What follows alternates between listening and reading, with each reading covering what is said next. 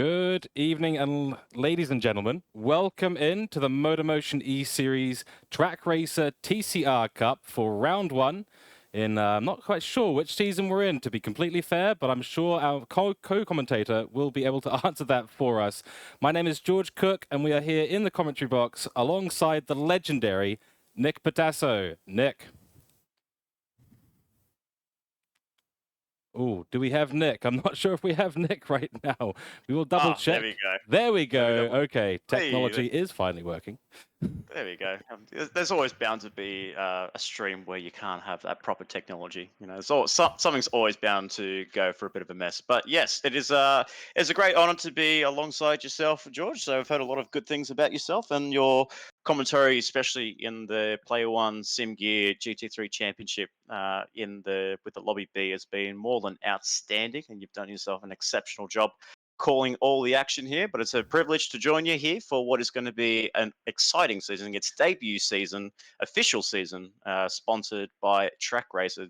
It is a TCR Cup Championship where we'll be bringing you the One Make Series, all in the Audi TT Group 4 uh, machinery. So we step away from the Renault Megane trophy, the 2011 edition, before we're taking that next step forwards, tackling the front engine, front wheel drive Audi TT. So what are we expecting here tonight, George, with these cars and these drivers? Well, it's going to be a tricky one, and yes, thank you very much. I appreciate the intro, and of course, Nick, you're well known to all the MotorMotion E-Series participants, racers, teams, and yeah, the cars here today, yeah, like you said, front wheel, and they're quite short wheelbase as well. So it will be an interesting challenge for some of the drivers, especially after some of the recent physics changes, which did affect turn-in. So you might see some cars getting a little bit oversteery, maybe a little bit understeery during the corners as well. And it'll be, I think, a bit of a challenge for some of these drivers and, of course, teams as well. Teams of two, I believe, we have here, and two divisions at the TCR Cup. And as you said before, the debut season. I'm trying to find out exactly what required tyres were on. We did have a qualifying, and not only the qualifying, but a pre-qualifying for the season, which I believe was at Dragon Trails Gardens, and that determined the orders for Division 1 and 2. And I think we're going to get ready to go through the order of the grid pretty soon, Nick. Anything else you'd like to say before we jump into that?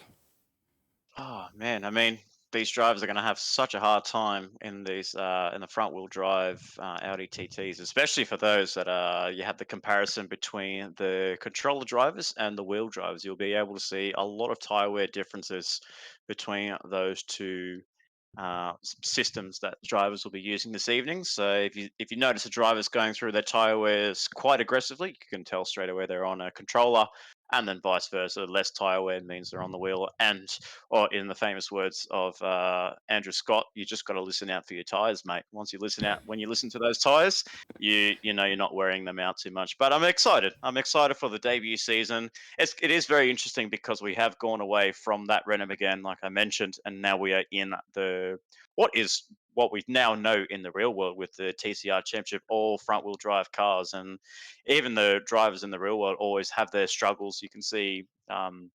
Especially when drivers come from Europe to Australia to drive their TCR cars, you can tell straight away they're on the game straight away compared to a seasoned veteran from yesteryear in supercars. Absolutely, yeah. And I think the difference between the controller and the wheel drive is going to make a big difference here. We've got 24 laps at Daytona, and Daytona is notorious for wearing out the tires. We've got pretty much equal left-handers and right-handers throughout the track. About 13 turns here. Not quite sure of the total race distance, but it's not a particularly long track. I think we're going to be seeing some lap times probably around the 1 minute 40s, 1 minute 50s. We will see, obviously, but yes, as you mentioned, Nick, the tyre wear is going to be absolutely critical. Now, I believe that the required tyres is the medium tyre today, so we might be seeing a few pit stops.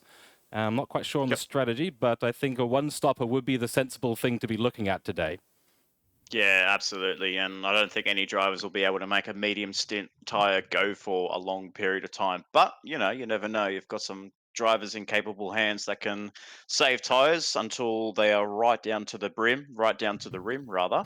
or you have drivers that just struggle a little bit and they just go for all out pace at the beginning and then throw on the medium tires to finish off their stint. But as we get ourselves ready, let's go through the grid, George, and let's bring along this championship season. So, joining us in the TCR Group One Division Lobby Championship, we have DP Mario joining us in from the Bundaberg Red Audi TT. He'll be driving alongside Mitch Collin, who will be later on representing his team in Division Two. Then we have Dean Van der Sant from CP Motorsports, a well familiar name in both Surefire Supercars and the GT3 Championship, as well as Aidan Sampson from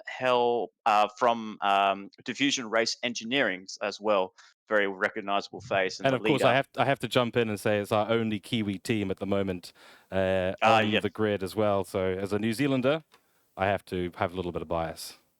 absolutely. Well, actually, you do say that, but as we run through the grid, and you'll be able to see a couple of interesting names there. But we have Kevin Cooper, who is the privateer driver, but also as running in his own brand with the Intercontinental Esports Racing. So he's one of the co-founders of that team. And then we have the Pit Lane Esports, Juiced Motorsports in Matthew Joinson, who you've seen a lot in the Group B GT3 Championship, and he's been doing such an exceptional job representing the Scarborough Motorsport Porsche 911. And then we have a Robert Foster who will be jumping in for the debuting Mad Turtle Racing. So this team is a very recognizable team. If you do some weekly racing in the Trailblazer E-Series, where you get to race alongside the Mad Turtle, so they are definitely mad, and they are definitely a big bunch of drivers in that group. So very good to see them joining us this evening. Excellent. And then in the 787 car, we do have Andrew Scott, Ando 787, and he'll be driving for the Me Cougar driver development team. Not one I'm familiar with. He might be doing privateer as well. Nick, could you let me know on that one? And then, Uh, I, bel I believe he's just running his own team, so I don't think it's yes. I don't think it's any affiliates unless he knows some contacts with drivers here in the main lobby. But I think it's just running his own team and running a development team. And why not? Getting coached by Scott himself. He's a legend on the wheel, and is one known to be one of the fast wheel drivers in the GT7 community. Correct. That's right. In the 66 car, we have Mr. Nax for Ned Racing, another familiar name on the grid. Ned Racing doing very well in the GT3 Championship in all 4 divisions at the moment. And then in the 211 car, Mr. Mackenzie, PJ Mack for Road Sick Racing. One of the nicer liveries on there, in my opinion. Of course, again, presenting my commentator's bias. Very unfair of me to do so, but I will indeed continue to do that as we go through the race. The 77 car, I believe it's Mr. Ward, Road Pig for Robo Sport Racing. And in the 81 car, it is Sean Attard, Sir Dids for Strike Racetech. Strike Racetech, another familiar name from the GT3 Championship. Then we've got Kaizen, Lancel, Trackstars Racing. That's a familiar name, Nick. You might want to talk a little bit more about Trackstars.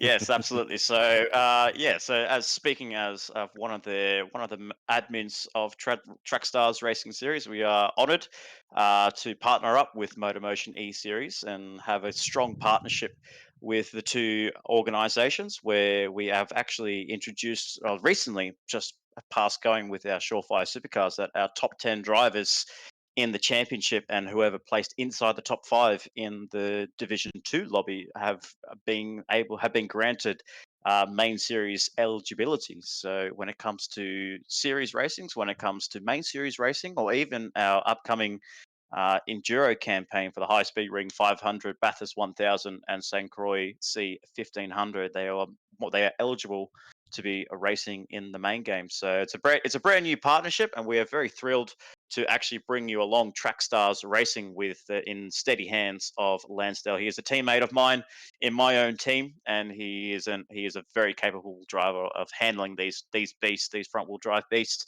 And we'll see him pretty high up on the grid this evening, I'm sure of it. Absolutely. A fantastic partnership between 2 big race leagues, 2 race leagues that I'm privileged to be a little bit of a part of, which is fantastic. But great to see all of the drivers on the track. And then moving right along, in the 23 car, it is, I believe, Kevin Patton, Extreme Endeavour. So that might be another New Zealand participant there. Yes, I can confirm. Well, it is Kane Patton. Kane Patton, right, there we go. There you go. So, and there you go. It is your second Kiwi team. So yeah, he is bringing back his he's cut his ties with the team with Ned Racing just before the GT3 Championship. So he had a little bit of a break away from racing and not participating anymore in the GT3. But it's good to see him back and bringing his team back into the fold, Extreme Motorsport. And we can't wait to see what Kane can do back on in the MotorMotion E-Series, especially piloting his own team. And then we have Scott Taylor in car 37, and I believe he's running under privateer, but we know him as the leader of Gridline Racing. Correct. That's right. And yes, another familiar face, of course, on the grid there in Scott Taylor, and helping us out in the background with some of the race organizing as well. And then moving along into the 29 car, it is Mr. Gao, Fitness Geek, another privateer. He's got a Cooke livery on his Audi TT, so we'll be looking out for him on the grid. The privateers, many of them looking to shake up the grid today. And so last but not least, it is the number 773 car, Mr. Pacheco, and that's Marpac 773. Another participant who will be a privateer this time round. So I think we'll start to look towards moving into the grid and going through for what the qualifying results have ended up being. And then later on, once we get through to the Division 2, we'll come back to the info screen and scream through the entry list for Division 2. Absolutely right, and we do have to thank Scott Taylor for organising the Trak Racer TCR Cup and bringing it to life for its official Season 1 championship race here at Daytona for the road course race, and we are very excited to bring along. But qualifying has been set and done. As we run through the grid, it is going to be Dean van der Sant on pole position, so a good lap time set by Dean van der Sant. Then we have Andrew Scott in second place in Ando 787. And then third place, we have Robert Foster in the Mad Turtle Racing in car 270. And then in position 4, we have Tyler Lansdale in car 888 for Track Stars Racing. So a nice handy position for him to be in at the front of the grid. And then we have Ward in 5th place for Robo Sport Racing, also another familiar name in the Track Stars Racing field as well. And then we have Johnson in car 777 for the Pit Lane Esports, Juiced Motorsports Audi TT. And then we have Shane Addard in car 81 for the Strike Race Tech Coca-Cola branding. So very, very different style livery that they've got compared to their GT3s and also in their supercars as well. Very different indeed. That's right. And then we've got in position 8, Nax. That's the number 66 car, Ned's Racing. And then we've got Paco, who I'm just trying to find this on the grid here. My apologies. Pacheco. Mr. Pacheco, our privateer, one of our privateers. We've got, hey, it's Nick over here again. So apologies for this. I'm trying desperately to look at the entire grid. And then we have that's all right. And then we have Gal. We can. It helps us as lot because we can see the surnames on the back of the windscreen as well. But we don't. But we don't like going through third person chase cam throughout the whole race because otherwise that'd be a bit boring for our viewers this evening. So we've got Gal in the 28 in the Hankook sponsored Audi TT, rounding up the top 10. And then in 11th place we have Renegade Kevin Cooper in 11th place. And then in 12th, we have Mackenzie in car 221 for Road Sick Racing in position 12. And then we have Scott Taylor in P13 as the privateer, as known as Gridline Racing. And then we have Hellblazers. So Hellblazers is an interesting name to be down here, as well as Kane Patton in 14th and 15th. So familiar names that we usually see up the front, especially in the early seasons of the Surefire Supercars and even with Samson in the GT3. So maybe not getting to grips with the Audi TT, but we'll wait and see how the race unfolds. That's absolutely right. Yeah, definitely names we're used to seeing further up the grid. And of course, at Daytona, it's not easy.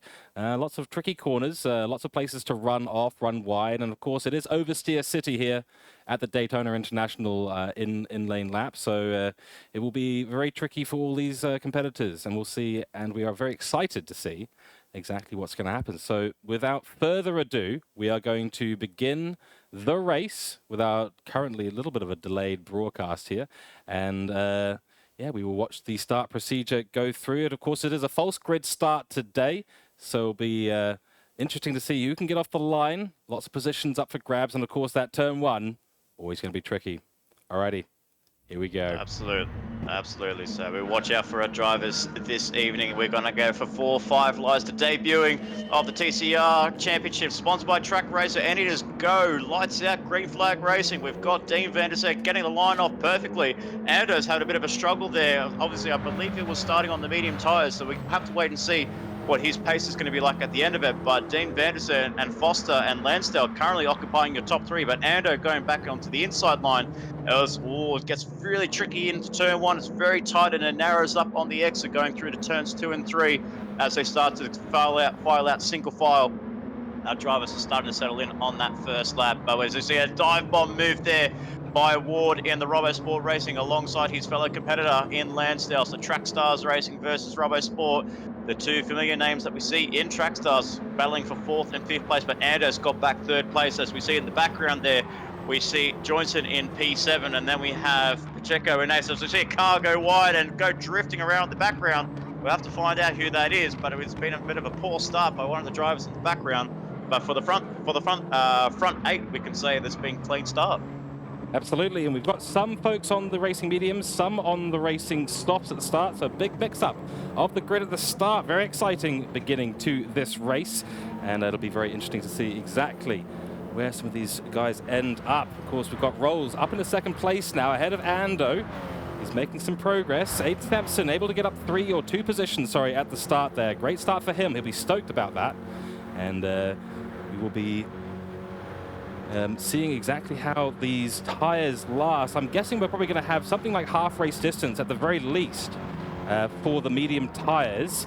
That could be taking them well into half race distance, over 25 minutes. We're 45 minutes here today, 4-hour sprint race. And it's going to be very interesting to see exactly where the guys end up. Absolutely, and we do apologise to the viewers this evening that unfortunately some of the liveries haven't been actually updated on the cars. Don't worry, they do have liveries. They have all been painted up very nicely for us in the MotorMotion E-Series paddock pass. But unfortunately, with how the state is with the game, unfortunately, we cannot see the liveries. So it's a bit of a shame there. But we see Nax making up a few positions there. He was down into P10 before at the first banking, so he's moved up very nicely. Very handy few positions in the last couple of laps. And then we have Black Friday in Matthew Johnson, car 777 for Pit Lane Esports in 6th place, trying to put his authority and tell the boys up the front there, I'm in Division 2 for the GT3 Championship, but hey, this is a whole new breeding ground and I'm here to play, and P6 is a very good position to be in at the start of the race. Agreed. Yeah, Matthew Johnson, a big contender in the GT3 Championship Lobby B, and he's got some serious pace over there with the GT3 cars, obviously translating quite well into the TCR Cup here today. And Mr. Lansell as well, doing great on his start. He's starting on the racing soft, so he'll be looking to push as much as possible, setting the best sector time. I believe that's in Sector 2 at the moment. And Ando ahead of him, going to be looking in his rear mirror and wondering exactly how close Mr. Lansell is going to get to him as they come down towards the Le Mans chicane, one of the trickiest parts of this track. The distractions in the background with the 787s landing and taking off all over the place. Definitely does not help the concentration levels, but these guys will be laser focused on what's ahead of them and what's behind them. Absolutely, and Ando's doing a really good job getting his 787 around through the Le Mans chicane pretty nicely there. But we have Dean van der Zee still leading the way. Unfortunately, we see it in the background there, GLR Scotty, unfortunately, but made a bit of a mistake. So I wonder, he must have been the driver that must have gone through the grass on that opening lap. Yeah, so unfortunately right. For him and for Cooper as well. So unfortunately for those guys, down in 14th and 15th place. But the fastest laps are being set through, and so far we have Lansdale setting the fastest lap with a 1:54.6. So we'll be keen to see how those lap times go down, as we even might see the drivers in Ando as well on his medium tires. It'll be interesting to see what his pace is like towards the end of his stint. But we've got drivers still scattering for positions left, right, front, and center. It's very tricky to make a move into turn one because as soon as you make a move, you have to make it because you've got a tire barrier sticking out on the left hand side, and you collect that, and you are gone, my friend. Correct, and yeah, it's one of those tricky zones, the turn one, because it's on the braking, you're sort of turning in already, so you've got to be very careful on how much you're braking, otherwise you could end up just sliding straight into another car or straight off onto the gravel and grass areas, which is very tricky, as we do see them go through, I believe, turn 6 and 7 there. Another tricky area. You can get a good launch into that corner if you're really careful, but with these front-wheel drive cars, you want to be very careful on your corner exits because you can get very squiggly. And as you can see, we're on board with Mr. Paco right now. He's picked up some front splitter damage. That's not going to be doing him any favors in the early stages of this race. Right behind him is Mr. Patton. And if he gets a look up the inside somewhere towards, and it looks like he's getting a lot on the straight here. Almost on the straight, I should say. Absolutely, and you can see the front splitter damage is really costing Pacheco's a time there on the back straight going into the Le Mans chicane. So the damage is on heavy for our drivers this evening, so they will have to negotiate the pit lane and repair the damage themselves. But with front splitter damage, it's not a bad effect. I wouldn't say, so long as you can stay within the slipstream, you might still have a chance in making some moves there. But we have Gao making a move on Adard there from Strike Race Tech, but looking up ahead, we have PJ McKenzie up in 9th or 8th place, who's just picked up a half-second penalty. So he's going to be taken on the inside by both Gao and Adard. Look at this. This is he's got a double slipstream, has Adard. Will he go for an inside move into turn one? He won't.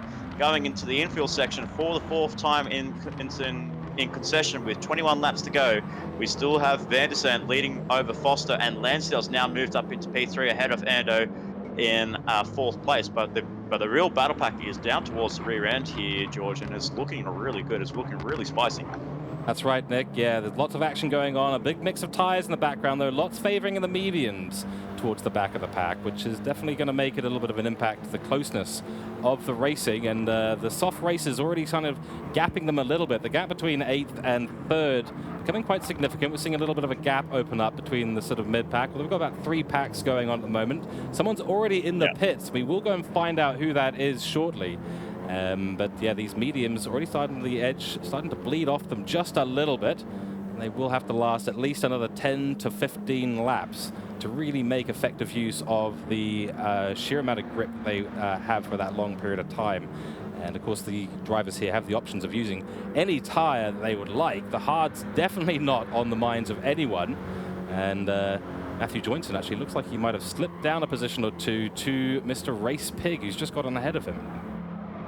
Yeah, absolutely. So Race Pig's doing a good job there. He's just dropped off the back of the rest of the drivers there, so we can see the back of the battle packs. We've got a battle pack of 3 groups of 2, you could say, and then unfortunately the lone driver in Nax in 7th place. So you've got Van der Zandt and Foster, the first 2, and then you've got Lansdale and Ando, 3rd and 4th, and then you've got Ward and Joynson 5th and 6th. So he's got 3 groups of 2. But I guess in the spirit of oval racing, bump drafting anyone? It's entirely allowed as far as I'm aware, in terms of the regulations, but we've always got to be a bit careful with that. With the heavy damage setting on, the game can be very sensitive to little touches at the back or the front of the car. And as demonstrated by the body damage on Sir Dietz's cars, if you pan back to his cars, you can see he's got rear end damage. So he must have copped a bit of a whack there from a bump draft from some driver. So precisely, bump drafting can be a good thing, but you just have to really execute it properly and not give them a good whack, because unfortunately for Dietz and a few other drivers, the front splitters and the rear bumper is copping a massive whack here around Daytona. Yeah, definitely not the ideal thing. You've got to think about it in terms of lap time, time lost or gained over the entire race. Of course, 24 laps here. The average time here is going to be somewhere around the 156s by the looks of things. The sort of front of the pack doing 154s, and a good time there from Rolls of 54.511. Great time from him. And the back of the pack sort of hovering around the 57, 58. You know, overall, a bit of a bump draft can seem like a great idea, and it can help you gain some positions, but in terms of overall race time, you'll be looking at around 48-ish minutes. You're only gaining seconds. It's not worth losing that in the pit stop when you have to repair. And if you don't know, when you're in the pit stop, you do take a time penalty for repairing the car, as the engineers do need to do some work, and they need to make sure that they're appropriately replacing all the pieces of car that have been damaged. So you've got to consider it from the point of view of the long-term run here when you have these longer races. And I would say, in my opinion at least, the bump drafting is definitely not worth it. A slipstream is good, but getting damage in a car is absolutely not worth it. No, absolutely right. And it's really crucial for the drivers to really plan their moves. As we did see one of the drivers there, I believe that was Patton in 15th place. He did make that pit stop on lap 3, so he was a driver that went through the pit lane. He must have just gone onto the mediums and just ditched that away and just gone onto the soft tyres. So he looks like he might be going to the end of the race on the soft tyres, unless he may have picked up damage, but we're not too sure. If he's going to go for 20 laps on a soft tyres, I mean, that's going to be quite a bold move there if he can actually keep that car in one piece at the end of lap 24. But doing a good job there. Like I said, unfortunately, the replays aren't really showing us the liveries, which is a bit of a shame there, because we do have some fantastic liveries here for the debut season of the TCR Championship, the official TCR Championship sponsored by Trak Racer. But you can see the top 3 here, they are really marching forwards there. You've got Van der Zandt, you've got Foster, and you've got Lansdell, and the top 3 all in a pack there. So we did see 3 groups of 2, but now the front 3 are just running away from that medium driver in Ando 787 and Andrew Scott, and they're really trying to put the hammer down and really try and make their authority known. That soft tyres is really crucial around this track. Correct. Impressive to see the medium runners in Rolls and Ando keeping pace. They're doing 54s as well, about 0.3 off the fastest lap. Fastest lap still going to Rolls, who is a medium runner. So these guys with the softs, there you go. I didn't know that. Yeah, not actually running away with it quite yet, which is quite interesting. It really shows that we've got a couple of guys at the top of this pack on the mediums who are pushing things forward and forcing those guys on the racing softs to be a little bit more honest and maybe using a little bit more of the grip. This could come down to some differences between machinery that they're in terms of their controllers. Though I'm pretty doubtful of that. I've got to be honest. Despite saying it, I think I'm pretty doubtful of that. They're fast guys, Rolls and Ando. I know Ando from many different race leagues. He's a very fast dude, able to set qualifying pace laps in the race. And he's holding onto the back of this top 3 pack here at the moment. And Matthew Joinson now under pressure from Race Pig on the medium tyres, and the edge of those are starting to go off a little bit.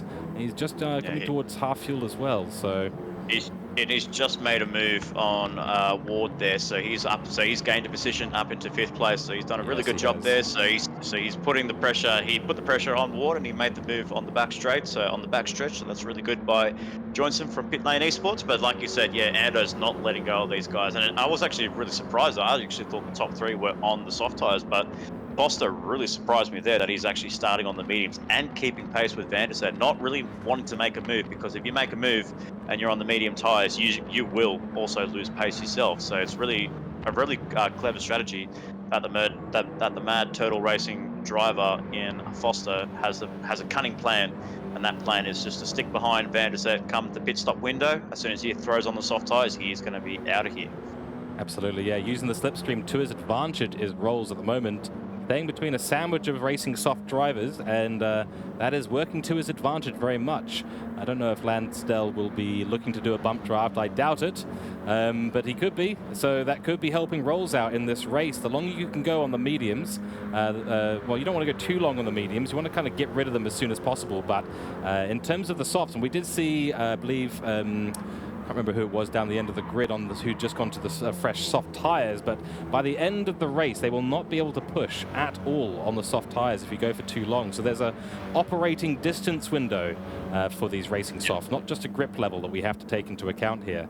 And well, speaking about grip levels, you saw there, we saw the Cooke driver there in, I'm not so sure, I can't remember the name there, but I believe he actually went through the Le Mans chicane really full of understeer, so he really struggled to get on the exit of the understeer. And with PJ Mack in Mackenzie for Road Stick Racing coming through on the soft tyres, as he goes for an inside move there, puts the move on him, and he does that make it stick. He does a beautiful move there. Picture perfect move there by the road stick racing driver in Mackenzie. But we're going to have Gal trying to go back for the authority move on the outside. He doesn't make that move. Unfortunately for him, he's going to have to stick behind PJ Mack, and he will take 8th place while Gal drops back down to 9th place. But we, like you did say, with the mechanical grip of these cars on the front tires, you could definitely see the medium tires are really struggling through that Le Mans chicane. Correct, and the edge starting to drive off. Oh, we do have a Oh, slide there. Yeah, Gao oh, getting sideways at and then turn unfortunately in 5.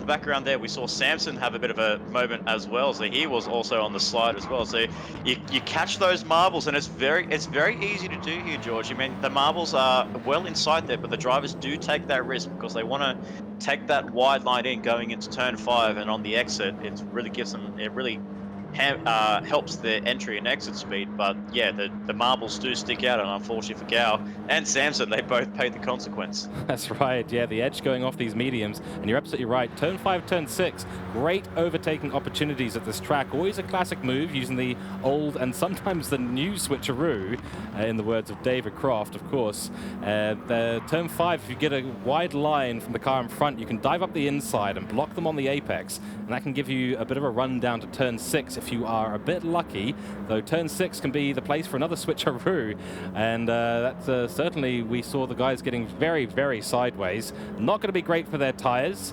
but as you can see, the front wheel drive nature of these cars, that's where all the grip is being lost at the moment. So as they turn in, as they brake and turn in, they're going to be very, very understeery, and in some cases very, very oversteery. As we do see Race Pig there going for a pit stop. He's on the mediums at the moment, so he'll be switching onto the soft tires and maybe trying to go 16 laps to the end. Yeah, he's just going for the undercut there, so he's just had to respond to Johnson getting the position off him. So Ward into the pit lane for the Robo Sport Racing crew, sponsored by Snowfoam Australia, coming through in the 14th place, and Patton there. You can definitely see the first of the pit stop runners in 15th and last place. Unfortunately, you can see those front tires. They are wearing so fast. I don't even know if he's going to make it to the end unless he has to. I feel like he might need to make another pit stop because those tires are wearing. So it's good data for the drivers up at the front there, and especially for now that Ward has actually come into the pit lane. He's on the soft tires. He may be able to get him to the end, but we'll have to wait and see. As Dean van der Zet on lap 9 of 24, the top two again still running away. They're actually making a gap over Lansdale in 3rd place, and Anders still holding into the background there. He's not letting them go just yet. He's still got him in their sights, but Foster is doing an impressive job on those medium tires. And as you can see, Lansdale's tires, they are half worn out on lap 9 of 24, not even half race distance.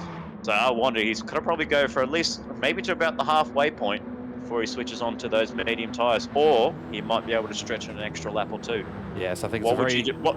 What would you do in that situation? A very tricky one, right? Because you're starting to deal with the crossover point between fresh mediums and aging softs. And I don't think there's a very big gap between that.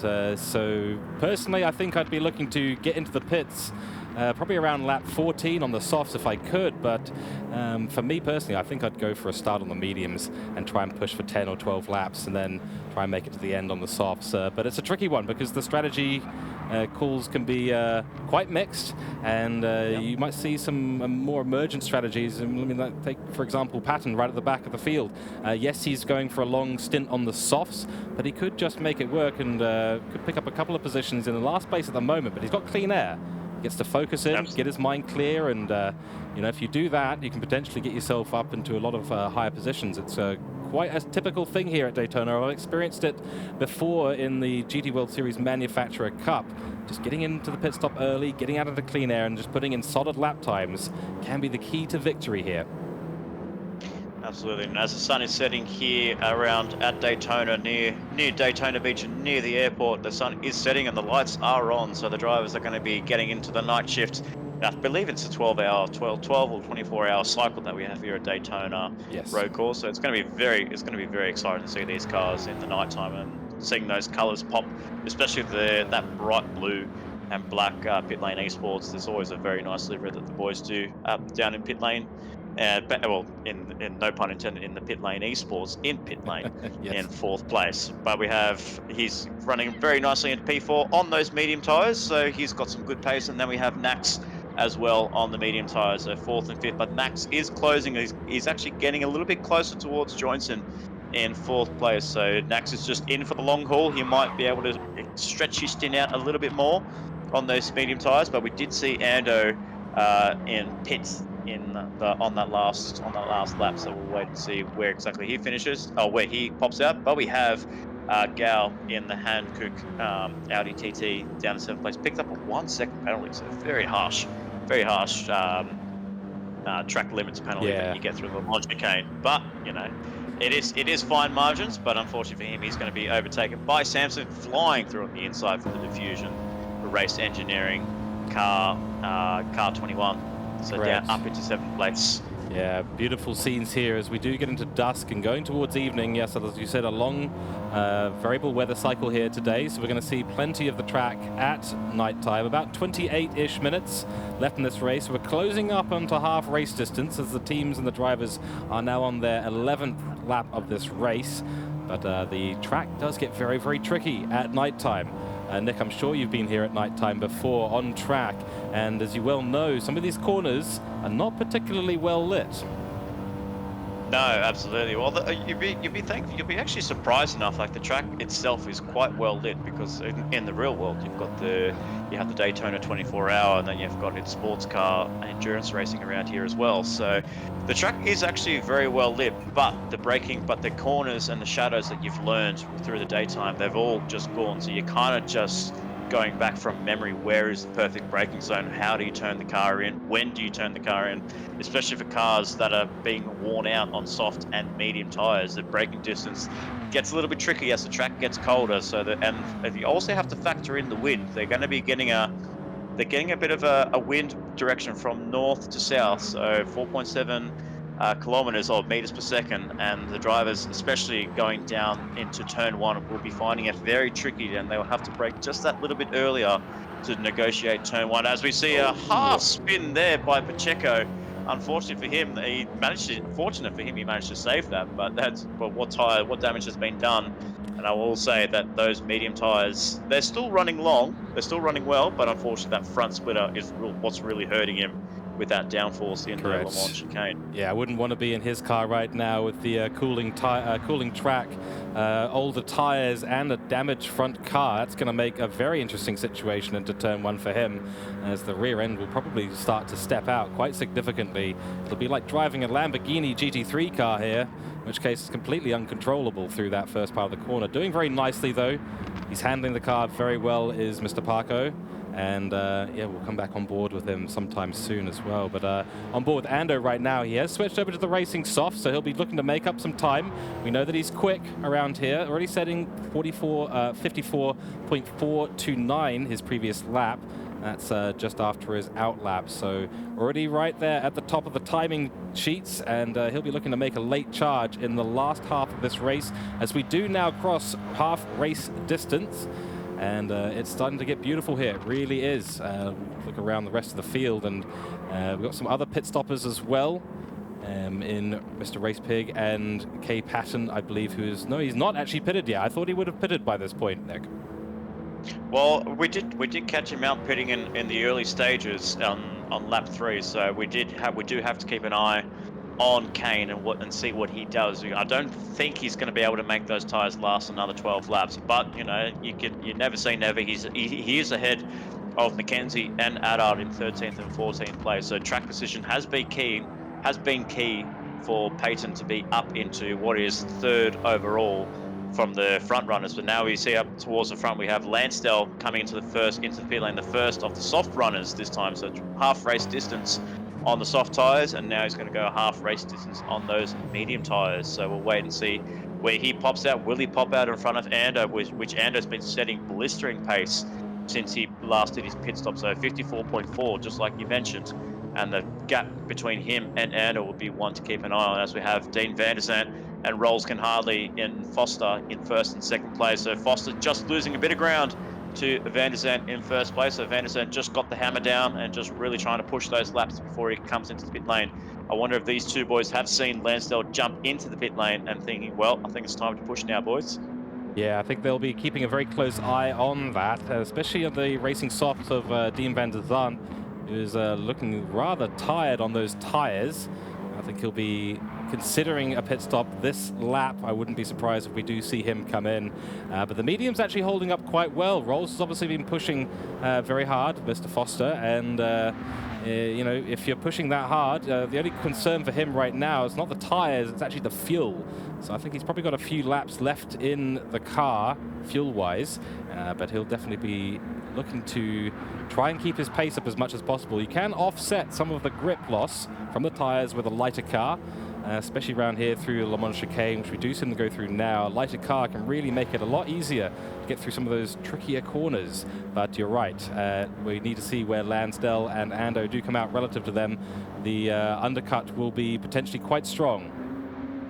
Yeah, absolutely, and you can definitely tell as well, even when you have a lighter fuel and the tyres are worn out, you can really manage that lift and coast, especially on worn tyres, so you can actually plan ahead on how you're going to brake into the corner when you do a little bit of lifting and coasting. So it looks like he's going out for one more lap, so the fuel tank's good enough for one more, as we have Johnson in PLE Black Friday in third place, and then we have Nax still putting on the charge, but he's right on the brim, and he's going to pop into the pit lane right now, so he's on 1% of fuel there, so just made it. Now Samson for the Fusion is coming in. He looks like he's going to be on 1 or 2%. Let's have a little bit of a mathematical guess. 2%. There we go. Very good. I was right. Yeah. No one on 0% just yet, so no one cutting it super close, but 1% is as close as you get to running out of fuel in this kind of lap. I wonder if he's been saving fuel a little bit, trying to extend his stint. Only 10 laps left in this race, so it will be interesting to see. They'll have a good 10-lap stint on the soft, so we won't have to worry about the grip levels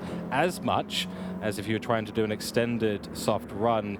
And that could play out to be quite a good strategy, because you'll be able to push for 10 laps in a row. Hopefully you come out in clean air. But bear in mind, of course, if you're fighting for position, you will have to make some overtakes on potentially some medium runners. Whoever did start on the softs, which you know, we did have the front runners starting on the mediums. So one of the front runners, sorry, that's Rolls. So it'll be interesting to see. Yeah, and there we have Ando setting the fastest lap of the race on lap 13 on fresh soft tyres. So he did get the jump on Lansdale for the ME development team in car 787 over the Track Stars racing driver in car 888. So he got a huge jump on him, and you can definitely tell the difference where Lansdale was on the soft tyres and wasn't actually able to pull away from Ando until later in the stint, where he managed to get to grips with his soft tyres. But now Ando's just really got that head down. He's charging. He's going to be flying through. We saw Foster in second place looking to make a pit stop at this lap. I believe Van der Zandt needs to come into the pit lane as he does there, and Ando's just gone 2/10 up. There we go. There's our first driver with 0% there. So cutting it to fine margins there has Foster and both Van der Zandt, both on 3 and 0%. But we do have to keep our eyes on Ando 787. What does Johnson do? Does he come into the pit lane? He does, and Ando's going to come through onto the back straight right now, onto the last on the last corner of what we would normally see as the oval racing that we see in the NASCAR in the Daytona 500. So the last banking going onto this pit straight here. Both drivers, the top 3 in the pit lane. We have Kevin Cooper in 4th place. I don't think he's going to come into the pit lane, so he'll be officially leading this race at the start of lap 15 of 24. But Ando is the man we have to keep our eyes on. Will he get ahead of Van der Zandt and Foster as Lansdale comes through into 2nd place overall? But we wait for the drivers. Van der Zandt's coming out of the pit lane now, and he's actually he just loses that spot to Ando 787 in 2nd place. So Scott takes the provisional lead away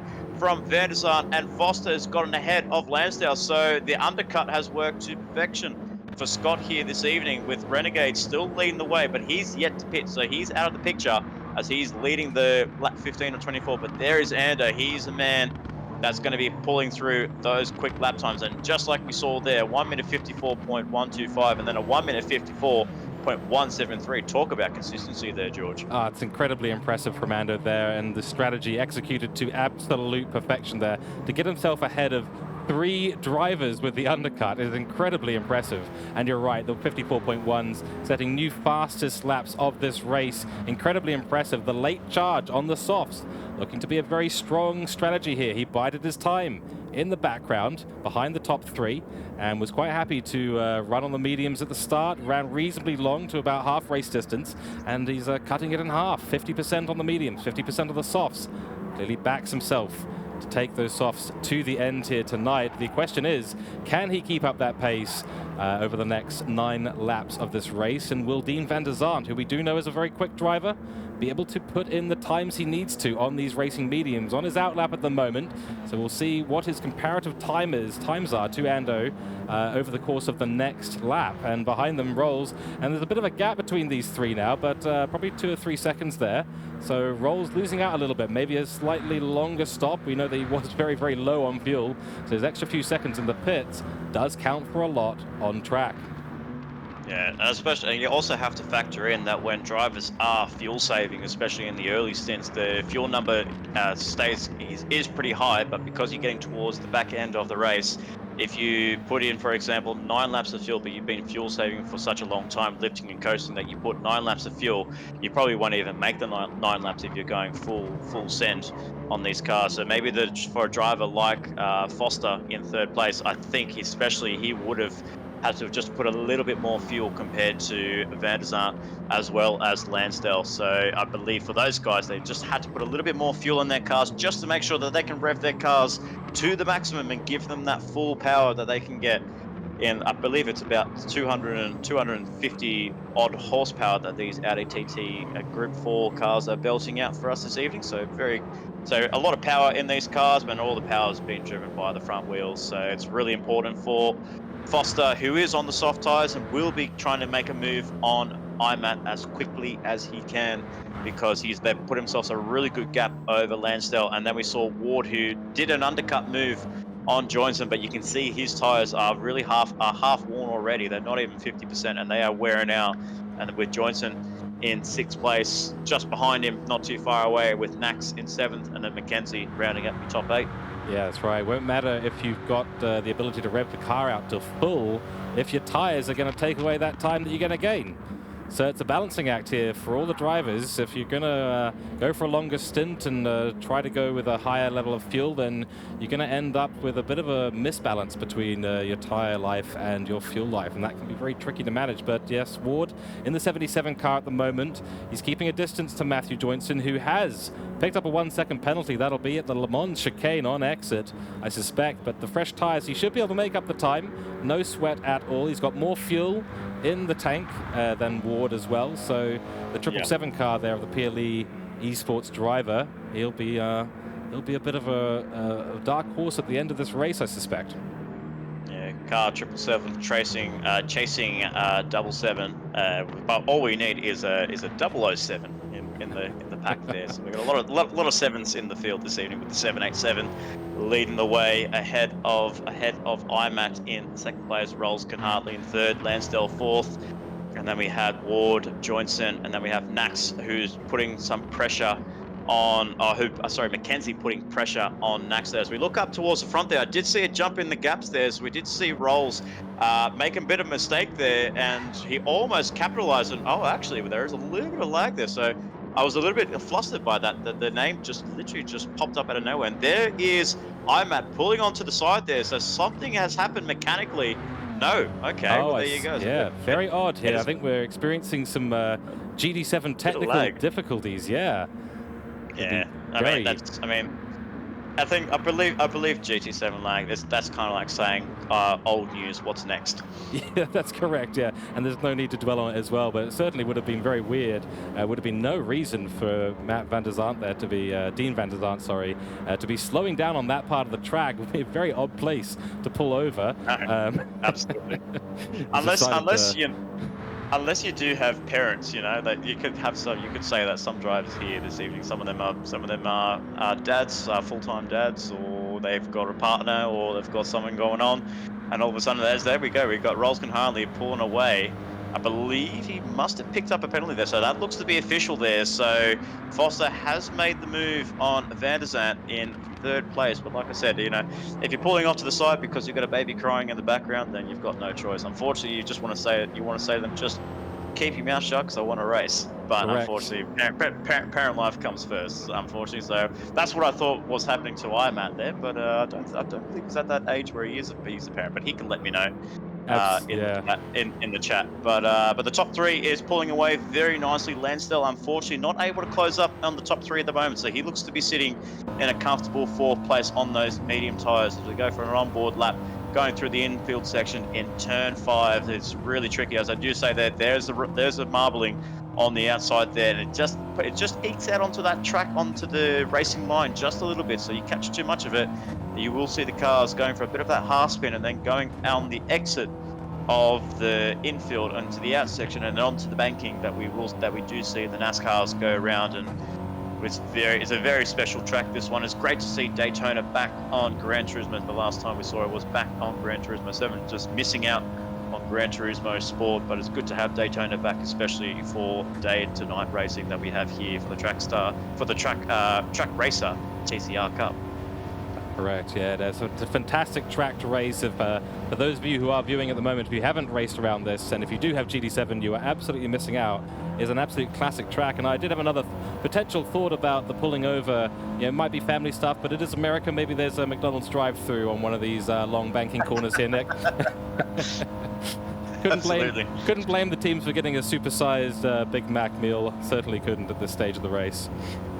No, absolutely, but we do see a couple of DHL planes landing down there, so he's probably waiting for a parcel for a brand new set of tyres. Correct. So we do have 6 laps remaining in this race. It is Ando from Rolls and Rolls from Dean van der Zandt, and in 4th place Lancel, and of course we have Mr. Ward here in the 77 car.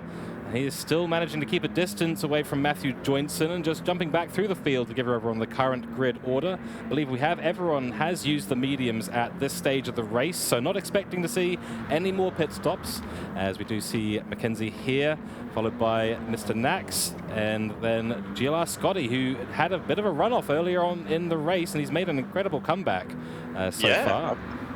That's an incredible comeback by the admin of MotorMotion. As we spoke too soon. As we spoke too soon, he just gets exposed for 1 second on the camera, and he puts on a show twice in a row. Thank you, Mr. Taylor. But unfortunately for Scott there, yeah, you can see that. Look at the damage on that car. That is the cruelty of turn 1, ladies and gentlemen. You do take too much of that, and the tire barrier is just waiting for your name. So it's taken a victim in Scott Taylor. Unfortunately, the main man that brought in the Trax Racer TCR Cup. So we thank Taylor for bringing in what has been an exceptional race so far. And we can't wait to see what Division 2 is going to be like later on this evening. But unfortunately for Scott, he has got damage. Maybe he will have to come into the pit lane. I'm pretty sure he will have to come into the pit lane. I think almost certainly. He's got full body damage on front and back. Obviously, the front was as the result of him hitting the barrier, but then Aiden Sampson getting collected in that incident as well, causing him front damage to his front left tire as well. That's not going to put him in a great mood, I suspect, after getting collected like that. But these things do happen, and turn 1, if it's going to happen anywhere, it is going to be turn 1. Absolutely, you've got all your tracks around Gran Turismo 7. You've got Daytona, you've got the Dragon Trail Seaside Death Chicane. You even got the Tokyo, the Tokyo hump on the speed on the street circuits. But now with Daytona, you've got the turn 1 tire barrier waiting for your name. So this will give the likes of Adard and Patton to be able to gain a couple of positions from the driver's mistakes there. So unfortunately for Kane, he did have to come back into the pit lane, as we see there on lap 14 or lap 13, I believe. He looks like he's made a pit stop, so he had to put on another set of soft tires. So unfortunately for him, that progress that he did show in that early stages was good, but unfortunately just was a bit of a reality check for him. And just sitting down in 13th, looking to gain a couple of positions after Taylor and Sampson ventured into the pit lane. Correct, yeah, and unfortunately for Patton, yeah, there's no one ahead of him to get a slipstream from, so he really has no real chance in these last 5 laps of the race to gain any positions here. So it'll probably be a 13th position. I suppose it's a cursed position if you believe in Friday the 13th, but nonetheless, 13th position probably for Patton at the end of this race. And on board now with Nick, there's a yellow flag up ahead. What has happened? And it is Patton there. He's gone wide in turn 1. He's picked up some damage. Another one. Oh no! There's another one into turn 1 there, as you can see there with the damage, the front left suspension and splitter damage. So another victim in turn 1. So in the space of 2 laps here, George, we're getting a bit of a, we're going to get our popcorn now. We're going to have to put a bet on in Division 2 who's going to be hitting the tyre barrier. Hopefully no one. We can have a clean race. But we've seen 2 victims in Division 1 here, as we see Pacheco in 15th and last place. Unfortunately, not had the best of runs there. He did have to make another pit stop there on lap 18 for another set of soft tyres. So he's just running on to the end, trying to get in some good data for the next round on the second week of May, I believe is the next time we'll see round 2 of the Trak Racing TCR Cup. Yeah, it's going to be an exciting one next time round at Brands Hatch on the 9th of May. 29 laps there with the racing soft required. It's going to be late morning as well. And as we all know, Britain is notorious for being overcast, grey and rainy. So it should be quite an interesting race. Looking forward to that one very much, but a couple of weeks break until we get there. Back on board the front of the race, it is Ando, and he's pulled out quite the gap to second place at the moment. The soft's still going okay-ish.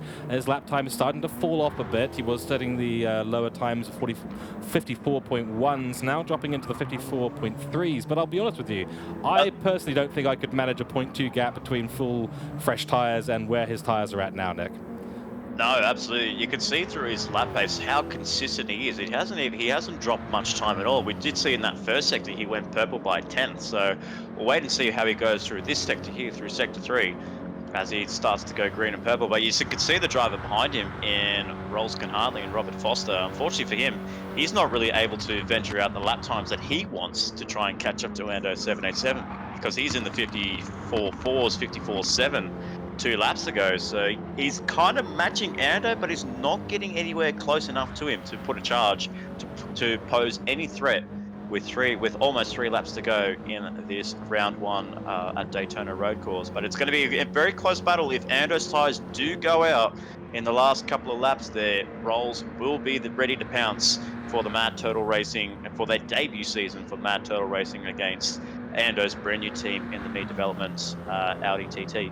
Yeah, correct. Good turnout, though. I mean, second place in your debut season, you've got to be happy with that, I've got to be honest. But as we look further down the field, 54.6s. So reasonably consistent, but we've got some 55s in there as well for Dean van der Zaan. Not able to keep the pace that he was showing earlier on the soft tyres with the mediums, and that is just leaving him a little bit in the doldrums between Lancel and Rolls ahead of him. So it's worked out reasonably well for Dean van der Zaan, though he started, I believe, he was qualified first, I believe. Yeah, he was on pole position. He did lead the way amongst the rest of the field on those soft tyres, and unfortunately for him, I believe it is a bit of a reality check there that you do start on soft tyres as he just drifts. Riccardo just saved it there, just saved it from the AstroTurf. Which actually is very slippery on the outside there. So you go over that white line, it is very slippery. There is no point of return whatsoever. That's right. Yeah, you're sort of trying to balance the car between taking a wide line to open up turn 5, and you touch that white line at all, and you are going to find yourself in the grass if you're unlucky. But good car control there from Dean, showing his skills. And yeah, not every driver on the grid could catch that kind of a slide at that point of the track. It's very tricky to recover if you do make a mistake there. Absolutely. So then we have Lansdale going for P4. Then we have a nice battle pack for P5. We see Joyson make that move, going into the infield there, exiting the infield rather, and going into the outfield section. That was a beautiful move there by Black Friday to open up that move in turn 5 and then send it in turn 6. That was a brilliant overtake there by Joyson. Nick, look at the tyres though for Mr. Pig in the background. He is. Yeah, he's running low on tyres. Yeah, he's a very quick driver. I have raced Mr. Ward before, and for Robbo Sport Racing, he is a very good driver, and he's very, very quick on his day, and he's not going to give up. If I know anything about him, he's not going to give up on that pace. But we do see as well, he looks like he is short shifting the car because he is running low on fuel compared to Johnson, who actually had a lot more fuel than what Ward has. So you can definitely see just a little bit more, but he's able to stretch the legs out a little bit more compared to what Ward can do. But Johnson looks like he's holding on to P5, 777 over 77 in fifth place, and with Ward in sixth place. Then we have Mackenzie in P7, and then Nax rounding out your top 8. So for the last time, we'll run through the grid, and then we have Cooper for ISA Esports in a ninth place, and then Samson for Diffusion Race Engineering rounding up your top 10. He actually hasn't pitted yet, so he's actually stayed out, venturing out for the last couple of laps there. And why not? He's got himself a good gap over Adard in 11th and Scotty in 12th place. Yeah, a little bit in the doldrums there for position 10, Aiden Sampson, but Mr. Attard, the 81 car, the Coca-Cola livery, stopping to get some McDonald's maybe on track. We're not quite, can't confirm that, of course, but nonetheless, he's done well to continue to race in 11th spot, getting a little bit lower on fuel, but he'll be able to push to the end. Only a couple of laps left in this race. Mr. Scotty, GLR Scotty, our race organizer, after that large incident in turn 1, still holding on to that damage. The tires are just, they're there, but with the damage, they might as well not be, to be completely fair with you, Nick. Very interesting. Those two drivers did not pit, and I guess for them, they're not really in that top fight for the podiums or for the top 5. So I guess for them, it's just all about collecting data, having a bit of fun, and just trying to hold off your best mate. And in this case, unfortunately for Adard, getting the move on Scotty in 11th place to take 11th place, but Samson's holding on to 12th. And then down in 13th place, we have Gao for the Hankook Audi TT in 13th place, and then Patton in 14th, and with Pacheco rounding out the top 15. But we are on the final lap here. Ando 787 has crossed the line for the final time here. The gap is closing between Ando and Rolls Harley. Rolls is on a fast lap with a 53.7, and then the last lap at 54 flat. So that's the first driver to be into the 53s. That's actually faster than qualifying, I will say there, George. So he's done a really good job to get the car in the 53s, and he's far away, but I mean, for a guy like him and Ando's tires suffering, the gap is closing really quickly. Correct. It's closer than it might seem. Objects in these mirrors appear closer than they are for Ando at the moment, being chased bound by the T-Rex of Rolls. I mean, if he's doing that kind of pace, and like you said, the first time we've seen a 53 here, and not just a 53, but a 53.7, it's incredibly impressive lap time. He could be closing up towards slipstream length. They've still got to go through the Le Mans chicane, and with lower grip on the tires for Ando, that could be quite a slow area for him. Yeah, absolutely. We have to wait for Foster if he's going to really send the car through the Le Mans chicane for the final time as we go on board with the man in car 270. And let's see how he goes through the Le Mans break, breaking out that 1 meter board, tuck it into the inside and just thrash the car on the outside. A really good entry and exit there, just runs the car to perfection. But it's not enough here, George, as we go back towards Ando 787. They're both on the red. Ando's right on the brim there. Is he going to get towards the line there? He's on the last banking. This is the resemblance of Lightning McQueen trying to get through the finish line. All you got to do is stick a tongue out, Ando. And on for the final time, onto the pit straight, lap 24 for the debut season. It is Ando taking the victory for round 1 of the track race at TCR Cup with Rolls Harley in second place, and then Dean van der Zandt flashing the lights, happy with his performance in P3. It's a very good job there by Scott, Foster, and van der Zandt, your podium getters for round 1, with Lansdale in 4th place. Flashed the headlights for him as well, happy with his performance for Track Stars Racing. And then Matthew Johnson for Pit Lane Esports, a top 5 for him. That's a very impressive result for him, especially where we see him in the day-to-day racing. But then we have Mackenzie down up into P6, so he's actually taken away that position away, and we're going side by side to the finish line. Oh no! He didn't get it, so Race Pick just held on to P7 there. They were side by side. Then look at the tires on the Robo Sport Racing 77, and on zero fuel as well. It was just he is so lucky to hold on to 7th place there. Nax was right on him. Absolutely, it was side by side going to the finish line. That is a photo finish for sure. And then we have Cooper for ISA Esports in the top 10. A very solid performance there by the Intercontinental Esports driver. And then we have Diffusion's Aiden Sampson in rounding up the top 10 with Ditz, with Adard in 11th place. And then we have Gao for Hankook in 12th place. Then GLR Scotty, unfortunately that damage is too much for him, just couldn't hold it off couldn't hold off Gao in 12th place, settles for P13, and then Pacheco in 14th place, and then Patton, it looks like he's made a mistake on that last lap as well. As we see there, another victim looks to be for the turn one with that front left and splitter damage.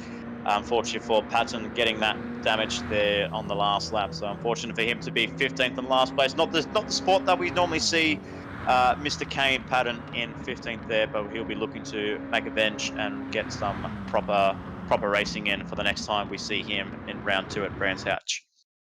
That's absolutely right. And yeah, very unfortunate there for those at the back. Lots of damage picked up. And it can happen sometimes when you are forced to do more stints than you might want to, because you're forced to push the car for a lot longer. Sometimes it's easier to be consistent if you're just not quite on your absolute maximum pace, not on the edge of the car when the strategy can come into play. It can make a huge difference. And but Nick, what an absolutely fantastic division race we've had for the debut season of the TCR Cup. Absolutely loved it. It was brilliant. Lots of action on track, lots of strategies at play, which makes it good fun here in the commentary box for us.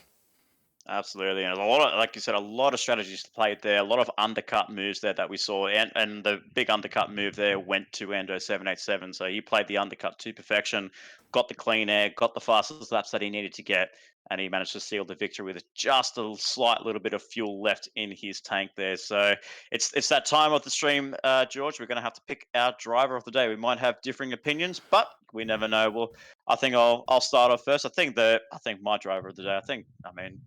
It might be very obvious, but I feel like I have to give that to Ando 787 and Mr. Andrew Scott. He did play that undercut strategy to perfection, starting on the medium tires, not letting go of the drivers in front of him, comes in for an undercut and runs those soft tires to the absolute dead ends and on a low fuel tank, and made that strategy work perfectly, setting fastest lap after fastest laps and keeping that consistency on that soft tire pace. I think that definitely is well deserved of a driver of the day. Agreed. I think Ando did incredibly well. I think I'm very tempted to give driver of the day on my side to Rolls, who managed to hold out the second place position all the way through the race pretty much, sandwiching himself between two soft runners while running the mediums early on. And he was able to come back for a late charge on the softs and put Ando under at least some modicum of pressure towards the end of the race, and it did get quite close. So I'm very tempted to give it to Rolls, but I have to admit the skill and the driving, the consistency and the strategy. There's when you see a perfect race happen, you can't do anything but give that driver the driver of the day, and that has to today be Ando 787. What a drive from him today. Absolutely, a force to be reckoned with his brand new teams, and we can't wait to see what he can do for round 2 at Brands Hatch on May 9th. So Trak Racer TCR Cup will be bringing you back all the coverage on all but delayed, but we'll be bringing you all the action for round 2 for Division 1. But stick around over the next half an hour or so. We'll be bringing you the Division 2 of the Trak Racer TCR Cup, where we get to see the same teams but different drivers in that lobby, and we can't wait to see who we have in the lobby for the Division 2. I'm very excited to see it. Division 1 is anything to go by, George. I think Division 2 is going to be very spicy. That's right, Nick. Yeah, really looking forward to that. And of course, before we jump into the Division 2 race, which will be coming up momentarily, we'll be taking a 1 or 2 minute break with a quick mention and from our race organizers, MotorMotion E-Series, and we'll be back with you in a couple of minutes with the Division 2 coverage of the TCR Cup on debut season here for round 1 at Daytona.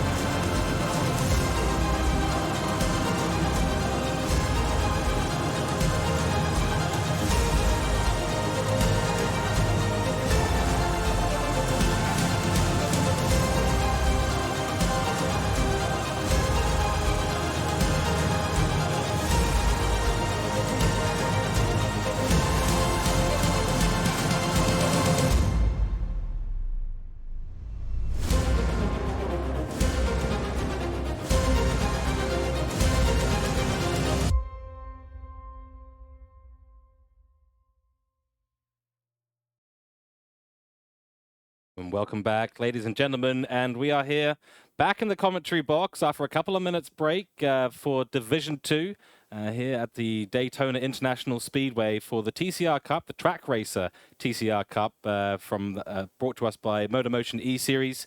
And of course, it is the debut season for this league. And Nick, we've seen some very interesting things with the new Audi TT 2016 car, quite different to previous seasons in the past. And I think it's all about the front tires, isn't it? Absolutely right. It's all front tires. You can, if there was a way that you could get the rear tires to move up to the front, drivers could be doing that straight away. If that was a feature that Gran Turismo could bring in, that would be absolutely fantastic. Set the rear tires to the front and the fronts to the rears, so that way you don't have to do too much tire saving, or you don't have to use too many sets of tires. But it is a very, very tricky car, as we did see back in Division 1, as we did say, Ward from RoboSport Racing really struggling on those tires at the end. They almost got pipped there by Nax from Ned Racing. So you're right that you run those tires right down to the rim, it becomes really, really tricky and very slippery. But very interesting fact about the Audi TT. I found a very interesting fact here. It's just like yeah, and it's Doctor Google helping me out here, George. I've asked Doctor Google, saying, "Is the Audi TT a reliable?" And it's just like, how reliable is the Audi TT? Well, they said the Audi TT is a below average reliability of 2.5 out of 5. So, so if you have to put front tires in the mix there, I would say it's yeah, very sketchy indeed. Absolutely, Nick. Yeah, that's quite interesting from Mr. Google there. Hopefully giving us accurate answers. Maybe we need to ask ChatGPT. Maybe it'll give us some slightly different information there. I'm not quite sure with some of the technology we've got available to us these days. But yes, we have certainly seen some interesting things with these Audis, and they are hard to wrangle with. They're not exactly the easiest cars on the grid to deal with. Yeah, I mean, on that note, we'll probably jump over into talking to some qualifying information. But before we get into that, another very, very brief break for everyone on the stream. So I'll be back with you in just a moment, everyone.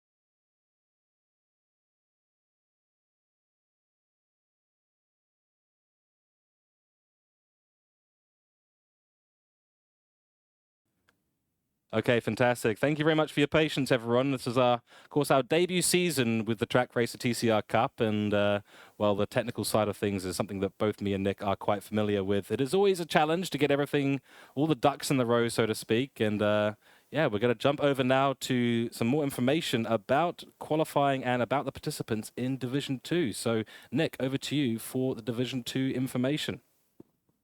Yes, absolutely. We've got some very handy Division 2 drivers, just like we saw in Division 1. So it's very, very going to be, it's going to be quite a close field here this evening. So once again, representing the Bundaberg team, it is Mitch Collin. It's good to see him back. We last saw him win the West End Mechanical Camaro in the Surefire Supercars, and he was a really good steerer in that road car going Chevrolet Camaro. So we'd be keen to see what he can do in the Audi TT Group 4. And then we have Mr. Steve Harrison making his debut in MotorMotion E-Series. He's well known around the track, around the MotorMotion community in other areas of forms. So he'll be racing around in the CP Motorsports Car 41.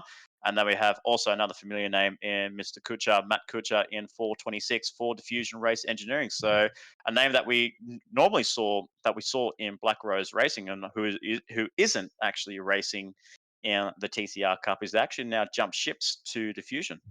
Very interesting there, yeah, because in the GD3 Championship, he is a Black Rose Racing fellow. so to speak. But yeah, we'll see what he's got here for diffusion race engineering at Daytona. And then in the 42 car, it is Jeff Bruin, speed wrecker for ISA. I think it's actually maybe not Jeff. Actually, this is a different No, it's Jeff. not.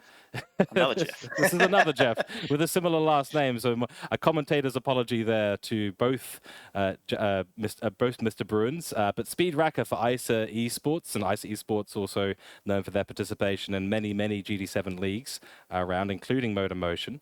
And then the 141 car of Smid Middle Miss, and he'll be racing for, or she, I'm not actually 100% sure. Unfortunately, I've only got single digit first names here to deal with. So No, it is a male driver, so it don't is, don't there be we alarmed go. there. Excellent, cool. Well, they're driving for PLE, of course, but this is actually Juiced Motorsports. So I believe, Nick, this is the same team as Matthew Joynton. Yep, absolutely. That is correct. So both of them have that Juiced Motorsports backing, but their main backing is from their pit lane esports as well. So good to have. It's good to represent the Juiced Motorsports. Middle Miss will be a driver to keep an eye on as well. I've seen his drives around in other certs and other forms of lobby racing, and he's a really good steerer in that car 141, and then car 228 in Hamilton. He will be steering. I'm not so sure what team that is. Unfortunately, I can't really believe get to that's see the name there. Mad Turtle Racing for Hamilton there. Ah, yes. Okay, there's so car 228 for Hamilton. So I believe his PSN name is Hammer to the Bone. So I believe that. So car 228 for Mad Turtle Racing, as we did see there with Robert Foster getting that car into P2. So what can Hamilton do in car 228? So both cars in the 200 digits for race numbers. So will they get any luck with Hamilton? We'll wait and see. And then car 3 is Hill. So he was joining alongside the new team that is rebranded by Andrew Scott in Ando 787. So car 3 for Hill. He'll be looking to get some inspiration from his teammate in Ando and hopefully get a bit of a pep talk on Hill to get that performance and get that car up towards the front. And then we have car 666 in Foster, and I believe this is also I believe it's Kamala Foster. Is that right? Yes, right. So Karma Foster for Ned Racing, who she races with in the GT3 Lobby B as well. She's been putting on some fantastic performances over there with their Aston Martin V12. Rolls 2.0 is her screen name and the coveted 666 number. Let's hope that she's got the devil on her side today at Daytona. Then in the 589 car, it is Nofagnal, ISA Tube. So another racer from the ISA Esports League, but doing a bit of a privateer job here. So racing on their own today. And the number Yes. 8, sorry, continue, Nick. No, I was about to say then it's good to see a couple of names from the ISA boys in the joining us in MotorMotion like you did bring up. So it's good to see Northangle in 589, and then we have Churchill in car 8 for Road Sick Racing. So trying to get some bit of pep talk from Mackenzie in PJ Mac from Division 1, and then we car 83 Sean Parker for Robo Sport Racing. That's a bit of it. That's a good signing there for Robo Sport Racing to bring in Parker, car 83. Absolutely, yeah. Chops, I think he's got sometimes there's a different underscore and then the year, but Chops, a well-known face on the grid, and he does also drive in the GT3 Championship as well. Sean has been putting on some fantastic races for himself, and I'm sure Robo Sport Racing will be incredibly proud and happy to have him on board today and for the entire TCR Cup. And then, of course, we do have in the 55 car for Strike Race Tech, it is Troy Britnell. So we've seen him also on the grid in the GT3 Championship, and Brit's Lightning showing us his stuff in the Coca-Cola live read Audi TCR. And then in the 28 car, it is Rick, Mad Rick. He'll be driving for Track Stars Racing, so I think he's jumped ship a little bit as well between different leagues. Mad Rick is a Strike Race Tech driver in the GT3 Championship. But now moving over to your side of the field there, Nick, with Track Stars Racing. Absolutely. He's been putting on some great practice performances alongside Lansdale in both the Track Stars Racing Camp, and they've both been putting some really competitive times here. So we're really excited to see what Rick can do during this race, see how far he can move that car 20 up towards the front. And then rounding up the rest of the entry list, we have Hasselloin in car 16 for Extreme Motorsports. So another of the Extreme Motorsports. Unfortunate for their team boss in Kane Patton to be finished down in 15th and last place. Hopefully that's not the same fate for Hasselhoff in car 16. And then the rest of the grid, we have Bolton in car 71. And then we have SK Hoey in car 63, rounding up the entry list for Division 2 for the Trak Racing TCR Cup. It'll be a fantastic race here today for the Division 2 Cup. And just a quick note on the 63 car there, Easy Prey 007. So another 7 that we're going to be looking for on the grid. But now we're going to transition over to the qualifying results and jump through the grid here. So let me just quickly switch this number to Division 2 because we are in Division 2 now. And looking down the grid in lead at the moment. So setting the fastest qualifying time is Disposable Hero. And I'm just going to double check. This is Mr. Hill for Me Cougar Driver Development. So he's the co-driver for Ando, who won our Division 1 race. And then we have Brits Lightning, and he'll be driving in the 55 car today, Strike Race Tech. Behind him in third place, it's Colin. And Colin's done a good drive there for Bundaberg Red Racing. Behind them in fourth place, it is Matt Kutcher for Diffusion Race Engineering. So a great drive from there to put himself up into the top 5. Behind them in fifth place is Mr. Chops here. So Sean Parker for Robo Sport Racing. So very good qualifying there by Sean Parker. And then we go into sixth place for Intercontinental Esports. It's Northangle in sixth place, running on a very nice, actually, I believe he's privateer. So he's a good privateer there, even though running under the ISA brand name. And then we have Mr. Churchill, which is Neon, which I believe is Neon in seventh place. So for Road Sick Racing, so good continuity there between those two drivers. And then we have S Mid Mates in Middle Miss in eighth place, doing a really nice job to get that PLE Juiced Motorsports inside the top 8. And then in ninth place, it is Hamilton, I believe it's Greg Hamilton in ninth place. Correct me. I mean, I believe that's correct. Yes, yeah. Yeah. There we go. We're a little bit rusty on our first round, so do give us a bit of time. But we'll sort out the real names and their respective cars. But it's sitting in ninth place for Mad Turtle Racing. Hopefully, getting some inspiration from Foster in Division 1, and then rounding up the top 10 is Mad Rick and Ricky Rick for Trackstars Racing in 10th place, doing a really nice job there. And then Easy Prey 007 for Hoey, SK Hoey in 11th place. And then Karma Foster in 12th place, Rolls 2.0 for Ned Racing Car 666. And then we have Steve Harrison in car 50 or 41 in the CP Motorsports. Unfortunately, as we do see, a couple of cars still not running the liveries thanks to the Gran Turismo Lobbies not saving the liveries in the replays, unfortunately. And then TCR Hassel in 14th place. And then we have Speedster, Speed Russer 78, which I believe was Brun in 15th and last place. So 15 drivers in both Division 1 and Division 2. That is very exciting to see a full lobby in both lobbies here, George. That's correct. And as you might imagine, there's a reason why we are doing a delayed broadcast today. It's because we have so many participants, about 30 in total. So that's with a race host plus 15 other drivers in the race, I believe, unless my number's completely wrong. Correct me if I'm wrong, Nick, of course. But a big couple of lobbies. 15 in total, including 15 the in race total. host. Okay, turns out I can count everyone. That's good news for everyone in the commentary stream, commentary box. I'm sure they'll all be happy about that.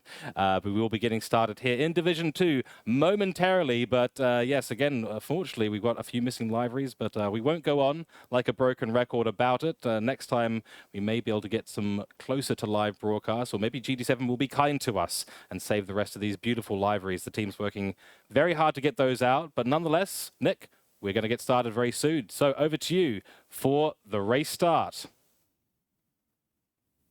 The Division 2 round 1 boys have been watching Division 1, and it's now their turn. Division 2, we've got Disposable Hero and Britnell occupying the front rows. The lights are about to go out, and it is green flag racing for Division 2 for the Track Race and TCR Cup.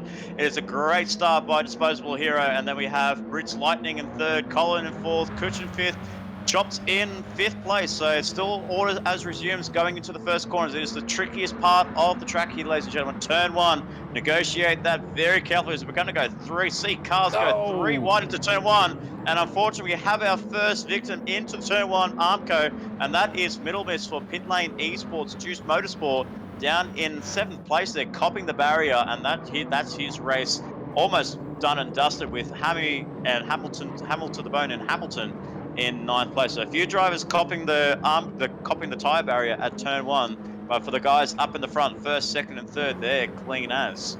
yeah, as a bit of a messy start in turn 1. Not the same as what we saw in Div 1. Div 1 guys being maybe a little bit more cautious into that first corner, but people going for it in Div 2, which we do expect to see. Some clean racing going around despite the contact in turn 1. And of course, Disposable Hero from Troy Britnell behind him, from Colin, from Matt Kutcher in 4th place. And I believe we've had a few drivers gain quite a few positions. That grid start was taken advantage of by some, and some missing out. No penalties applied, of course, just yet. And I am trying to find the driver who gained most from that. And I believe it was the purple car, might have been of Karma Foster, who was qualified quite far down the grid. Actually, it was Madrick from Trackstars Racing. Started from 10th, he's up into P7, so he's he's gained a lot of positions there for the track racing driver. Up 3 positions, but we're about to go 3 wide in the background there, going into the Le Mans chicane. Sort yourselves out, ladies and gentlemen.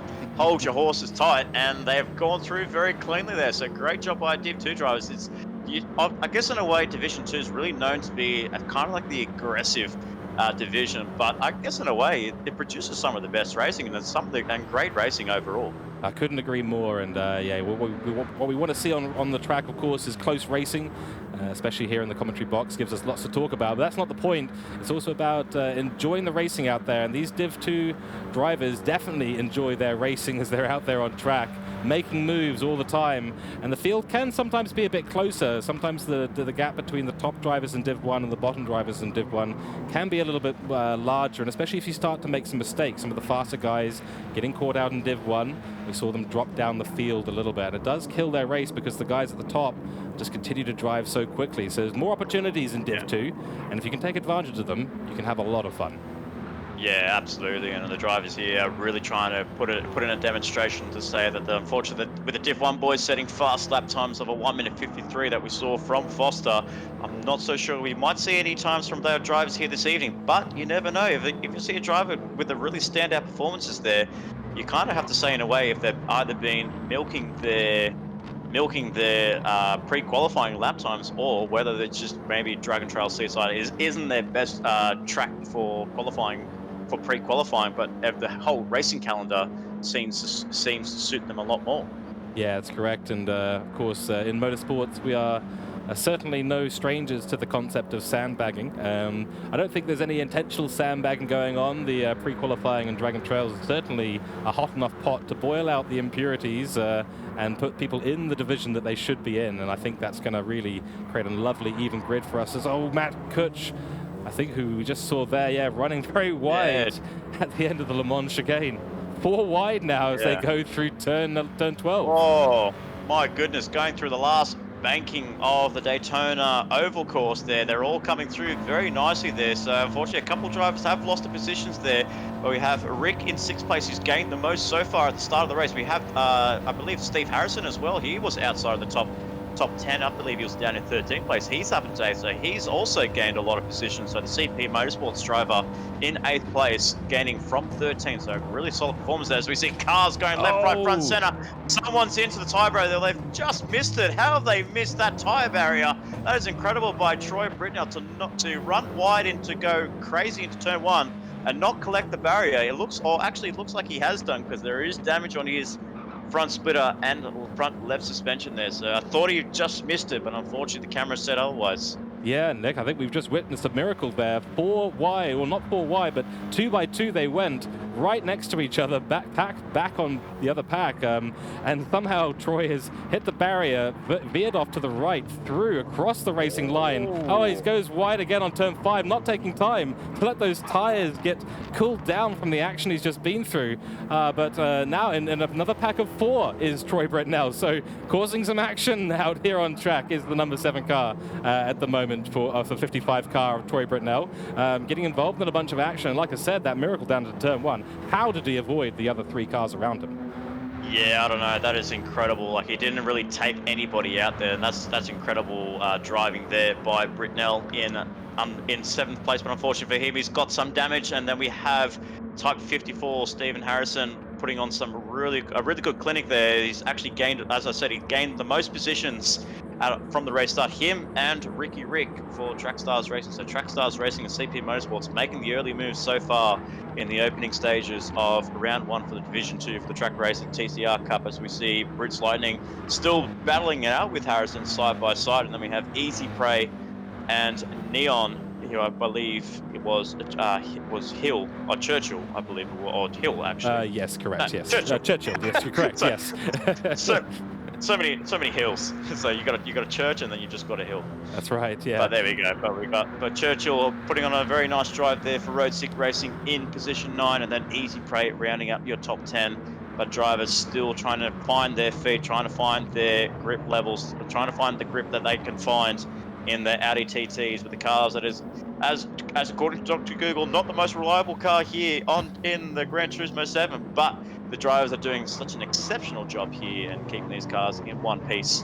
Yeah, really impressive to see the level of control displayed by our Div 2 drivers, and we saw it in Div 1 as well. And it's impressive to watch these very tricky to handle cars going around the track. We're just going on board momentarily with Karma Foster. She's running down in 12th spot at the moment for Ned's Racing, sporting her purple/pink liveried car, which I have seen a number of times in the GT3 Championship. Behind her is Hamilton, and behind them is Speed Rasa, and all doing well, but sitting at the back of the grid at the moment, unfortunately for them. So Bruin in the 42 car, not going to be happy with that start, losing out a little bit, as is Middle Miss. I think has probably lost the most positions. I think. Yeah, he did come into the pit lane at the end of lap 1 there. I catch see. It on the camera. He did venture into the pit lane, so just to fix up that damage. He is on the soft tyres. He didn't change tyres. He just picked that damage up. Got his engineers to fix it, and he's back on track. But unfortunately, sitting in 15th and last place, definitely putting him out of contention for the top 3.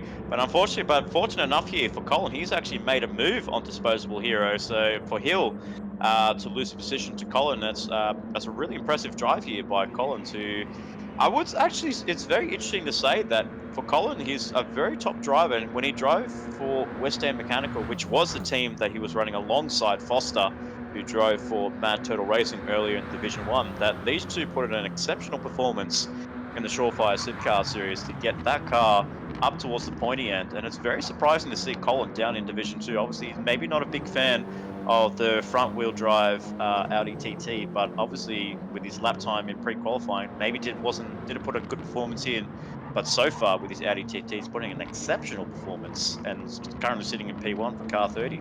Yeah, correct. Obviously a large difference between the V8 powered supercars, rear wheel drive, and very heavy compared to these slightly lighter. Despite having quite a bit of power, you have to believe you told us before, Nick, around 250 brake horsepower. So these are not weak cars by any shadow of a doubt. And of course, they're quite light, but the front wheel nature of them, very different beast to wrangle than the supercar series. So Colin probably a little bit out of his depth maybe in this series, and that's costing him a little bit in the pre-qualifying season for TCR Cup. But behind Disposable Hero on the mediums, so actually a difference. They've got softs for Colin, and for Disposable, it is the mediums. So doing well to be putting in the 55s and 56s. His last lap, 56.3. Colin, though, ahead of him on the soft, setting the fastest lap at the moment of 55.321. Always love that sequence of numbers, Nick. And we're seeing about a second difference between the cars here in Div 2 to the Div 1 drivers, which is interesting. Not as big a gap as I might have thought.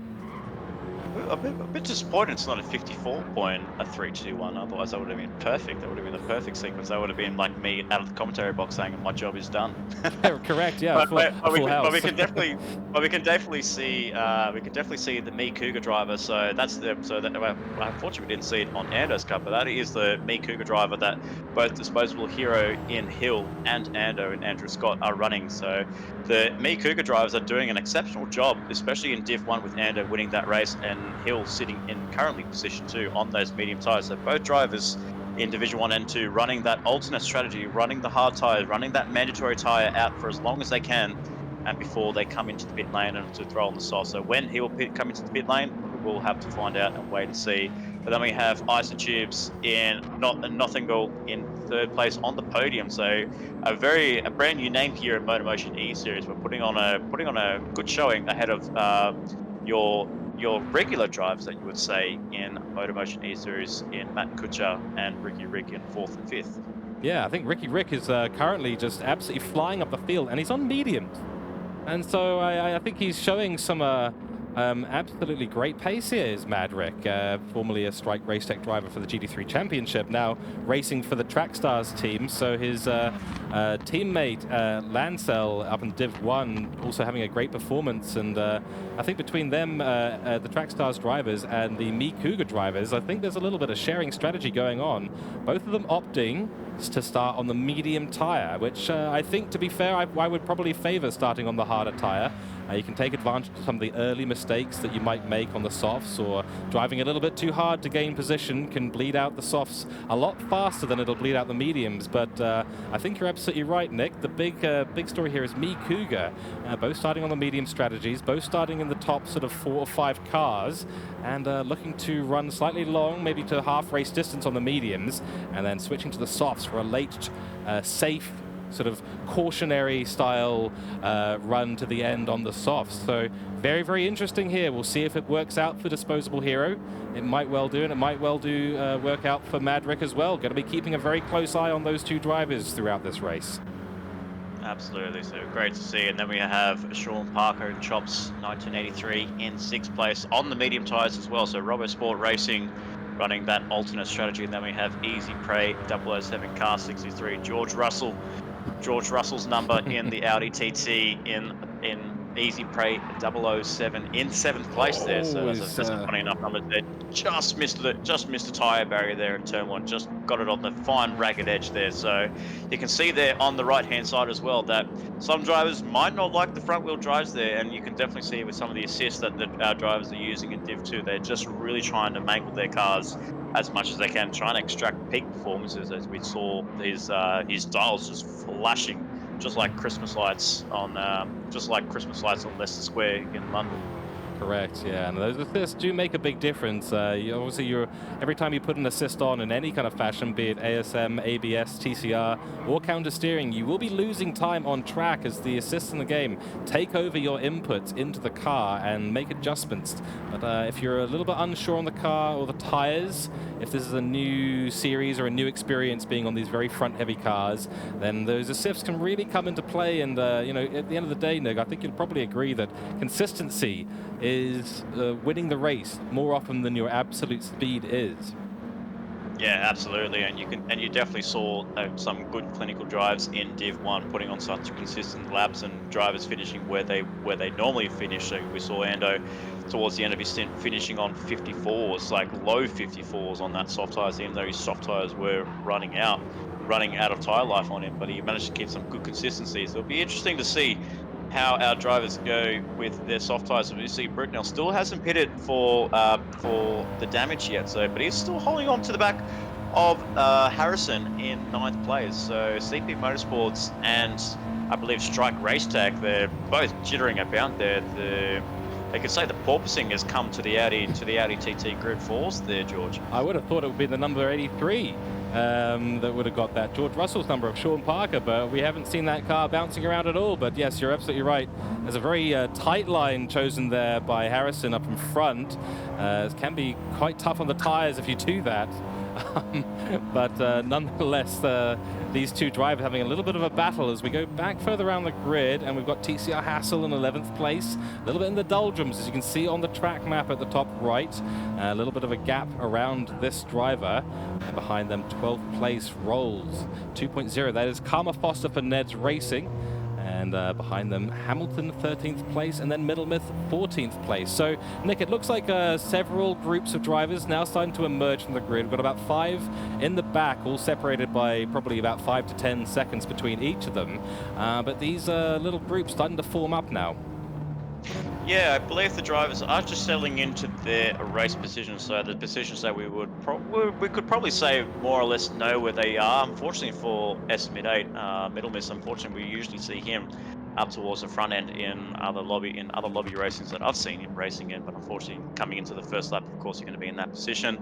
And then we had Speed Russer in 15th and last place for ISA Esports in unfortunately running down the rear of the field there, also copying a bit of front damage.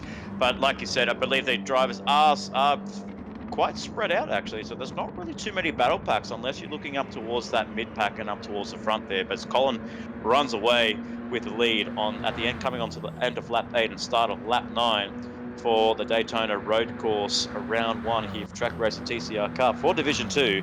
Colin leads the way ahead of Hero, and then Tube and NZ in third place. Kucho Madrick fourth and fifth. Sean Parker in sixth, and Easy Prey and Neon rounding up the top 8. So not a lot of battling here. Maybe the closest battle we're going to have is between Kucha, Madrick, and Chops. So the three cars that don't have liveries on display for us this evening are going to be having the closest battle pack so far. Yeah, that's right. The GD7 engine not making it easy for us in the commentary box tonight, to our absolute frustration. But nonetheless, we'll do our absolute best to tell the difference between all these three #1 liveried cars. But of course, we do have the information on the right and on other screens to help us out. But you're absolutely right there, Nick. I think these guys in 4th, 5th, and 6th are going to be giving us a bit of a show today. All of them running on the medium tires, and that'll play out a little bit later in the race once they start to figure out exactly when they're going to pit. Now, do remind me if I'm wrong, but I think we started to see some medium runners pit around the lap 12 mark. We're on lap 9 right now, so it could be a couple of laps before we see some undercuts being attempted. Well, the winning lap number, I believe, was lap 10. Was I believe was either at the end of lap 9, start of lap 10, or start of 10, end of lap 10, start of lap 11, and that was done by Ando. So you could definitely see some drivers coming in, but we did see those tires wearing out on his car pretty quickly. So I think maybe our drivers in Div 2 might play the safe game and go for a 12-12 strategy, but also running on those medium tires just for a little bit longer, so that way you can save for a short sprint on the end on the soft tires. But we'll wait and see as those drivers in Kucha, Madrick, and Parker in 4th, 5th, and 6th. We'll wait and see what these drivers will do. But holding on very nicely. I did see quite an interesting line there by Kucha. He went defensive quite early. So we have our first pit stop runner, Indisposable Hero. So here's a lap number that both me Cougar drivers have done. Lap 9 of 24. So just like I almost predicted correctly. So end of lap 9, start of lap 10. I think Ando's definitely got into the ear of Hill in car number 3 and said to him, "Mate, you got to pit this lap." Correct, yeah. In the give style of and give it a go at least. Yeah, that's right. In the style of Murray, we don't make predictions, we make prophecies that turn out to be false. And doing that as we always do in the commentary box. But you're right. Disposable coming in for maybe a slightly early pit stop here. I think you're also correct in that the Div 2 guys will be probably looking to take the safer option. You know, not all of them are going to be able to make it all the way to the end on those softs if they pit on lap 10. 14 laps on the softs. It's no easy feat to do, and you've got to be, you know, Ando levels of driving consistency to keep those tires alive. So we do see TCR Hazel there running a little bit wide, getting grass on the left rear and front tires. Not going to help into turn 5, a right-hander, of course. Behind them in 10th place, Carmen Foster not pitting yet as well. So the medium runners, a lot of the medium runners still holding out for a little bit of a later pit stop in this race. And again, I think I do suspect that Nick will see quite a few of these Div 2 drivers opt for half race distance as opposed to lap 10. Gives them a bit more of a chance to push at the end on the softs. Means that they can get a bit more consistent with their fuel. They don't have to mess around with the fuel maps as much throughout this track. If you're in Div 1, you'll be wanting to switch to the higher fuel maps to make the car run a little bit leaner towards the end of some of these straights, and then obviously back to full power at the exit of corners so you don't lose too much time on the laps. 100% there, and like you said, like drivers here in Division 2, it is a learning curve for the Division 2 drivers. Unfortunately, that's why they are. We see a couple of yellow flag up ahead, so I believe that's one of the drivers there. That was Easy Prey 007 that got into a bit of an accident there. Unfortunately, maybe got a bit of a tangle there with that lap runner in from the ISA Esports in front in 15th and last place. So unfortunately, for Easy Prey, got in maybe a bit of a tangle there. You can see that he got front splitter damage from that. So a bit of controversy there. We'll have to keep an eye on what the stewards think of that if he gets called into the pit lane to do either a drive-through penalty or a post-race penalty. We'll find out very, very shortly. But I like going off that judgment, it's basically Div 2 is a learning curve for the drivers this evening. If they knew all about strategies and what tires to be on and who they're racing, you probably expect them to be in Division 1 straight away, because they know the skills, they know the strategies, they know what they need to do in a race, and you would see them in Division 1. But I feel like this is a perfect division for all the drivers here this evening, just to really understand the cars, understand who they're racing, where they are set on race pace and lap time. And for them especially, it can be also a fun learning curve, because it's great to see how far they can progress as the season goes by. Yeah, I agreed completely. It's definitely one of those tricky things. The Div 1 drivers, and you're absolutely right, they have a strategy sense about them. And I'm sure, Nick, you've experienced this yourself, and I certainly have it on my time on track as well, that your strategy is never set in stone. It's one of those things that has to change as the conditions around you change as well. And I always liken it to something famous said about World War II, which is no plan survives contact with the enemy. And I think that's very true for racing strategies as well. Once you're out on track, everything changes, and you've got to be adaptable, and you've got to know exactly where to position yourself in terms of the strategy relative to what's happening around you. And yeah, definitely a Div 1 skill, that. As we do see our race leader pit as well, just to jump in there. But back over to you, Nick. So the Bundaberg Bundaberg Red Racer in Mitch Collin has pitted in on lap 12 of 24, so almost half race distance, as Cooke 426 has made a move on Nothingal in first place, so he's made the move on the privateer driver running in second place. So Cooke for Diffusion Race Engineering has taken the lead of the race there, and as we see some other drivers coming to the pit lane, we have Madrick in Ricky Rick and TCR Hassel in 6th and 7th place on medium tyres, going to go onto the soft tyres. And this is the kind of threshold where we will see the half race distance drivers coming in for that pit lane. And we also have Disposable Hero, the first of the drivers. He's actually run wide into turn 1, so that's going to cost him in his battle with Mitch Collin. But coming out of the pit lane, I don't see Collin anywhere. There he is. He's just exited the pit lane, so Collin is just out. He's on medium tyres, and you also have to remember Hill is on softs, so he's done a worldie of a job, and he's made that undercut work perfectly. So the meat Cooke drivers, George, these guys are on fire, and they're showing their authority in the TCR Cup. Yeah, amazing to see exactly the same thing pan out in Div 2 between the top two drivers. He must have been sweating quite a lot in that cockpit, having run so wide into turn 1, going, I know, he must have known that he was probably only just going to come out ahead of Collins there. Yeah. So, oh, crikey, he would have been absolutely sweating. And I think Karma Foster ahead of him, Rolls 2.0, actually letting him pass into turn 1. There was no defensive action there whatsoever from her. So, and you also have to remember that she is not a lap car. She's not a lap driver at all. So they are fighting for position. So even though Hill is on the fresher soft tyres and Karma Foster is on the medium tyres, so not the fastest compound out of the two, she's not entitled to give that position to Disposable Hero. It's up to him to make that move, and for him to make that move, it has to be done perfectly and without making too many mistakes and pushing another driver off, because even if you push a driver off on the lead lap or whether they're a lap down, you will be sent to the steward's room as well for an inquiry, as he looks to go for the outside for the high line on the banking of the Daytona oval course there. So it's not the favoured line here on Gran Turismo 7, unlike the real world. The real world drivers usually love to use that high line before they get that slingshot effect to take the inside line on the banking. Coming onto the pit straight here, so lap 13 of 24. We are half race distance, but coming in for the inside move. Oh, contact made between the two drivers, and this was going to be a big case here, and he's got full engine damage here, Disposable Hero. So something has gone drastic here. Oh, he's almost taken out Madrick there, and that is wow. I don't know what to say there. I guess in the words of Senna, he went for a gap, but unfortunately it wasn't there for him, and that's a consequence that he gets for taking too many risky moves there. He was very impatient and trying to make a move on Foster. Foster has copped the least of that damage, unlike Disposable Hero, who's copped the full package of damage on his Audi TT. But I don't know. That is a very tough one to call there. Karma Foster had no intention to give that spot up whatsoever. Yeah, but it's not. I wouldn't think it's her fault at all. I think it was just I would say for myself personally, that would be just a racing incident.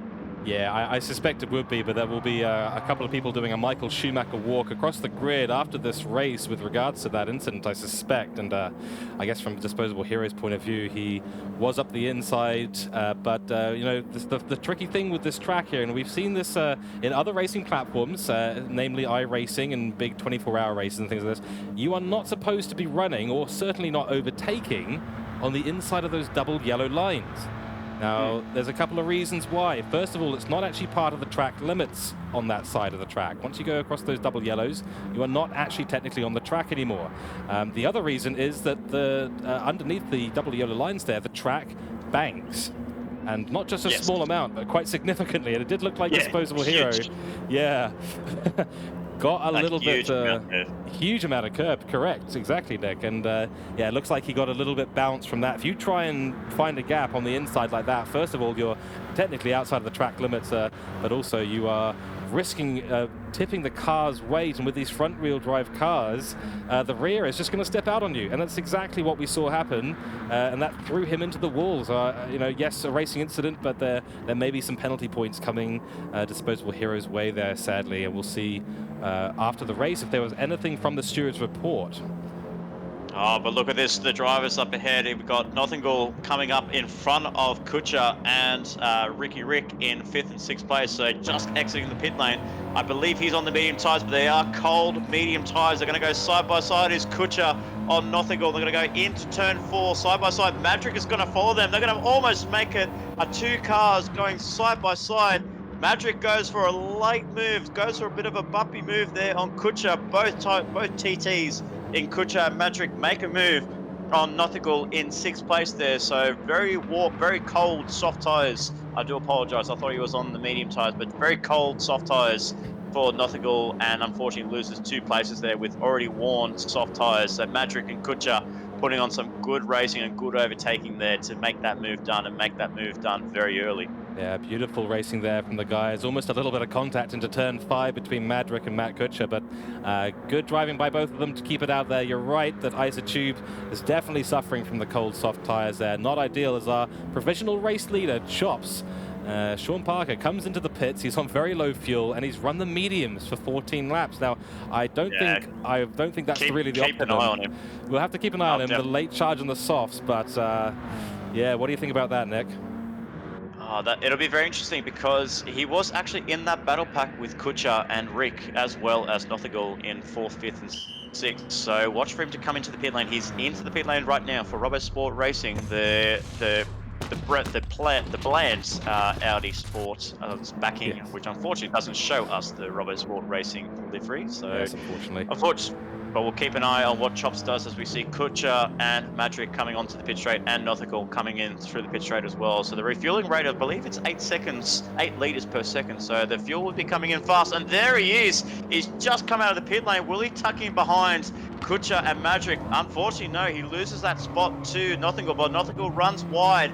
It takes the high line there, but you do get a little bit more traction on that high line as the track starts to level out there. So Nottingham does a really good job to keep 5th place, and unfortunately for Parker, drops down to P6, but watch out for him because he's on the freshest tyres off the lot.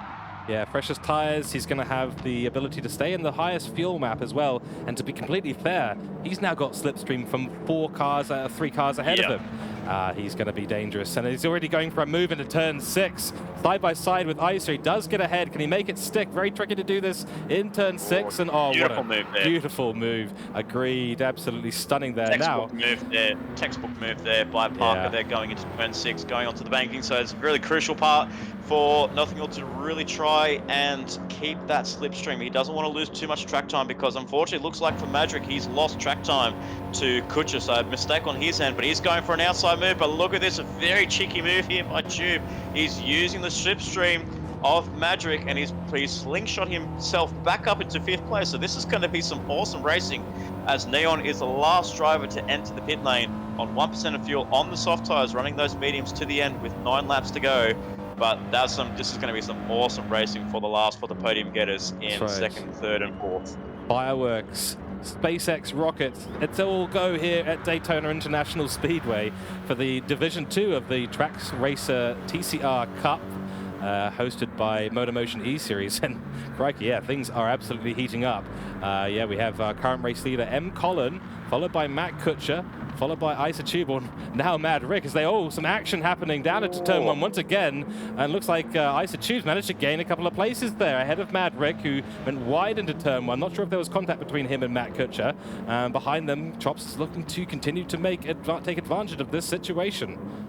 But look at Kutcher up in second place. He's licking his lips. He's happy that these guys are battling because no one's applying pressure to the Fusion Racing driver in second place. So Kutcher doing a really good job getting that 228 up into second place. But then we have Isotube in ninth place. So gained a couple of positions on that last lap. So Magic, as we did see on that previous lap, just struggled to get onto the rear end of Kutcher, and he's just struggling to get to grips with his Trak Stars Racing car 28, then coming under pressure from the RoboSport Racing in Sean Parker. So like I did say, Sean Parker is a very good driver here, and he's putting on a class, and he's actually going to be putting on some pressure on Ricky Rick in fourth place with those fresh soft tires. Yes, that's correct. And let's have a little look at the rest of the grid. As in sixth place, we have Neon.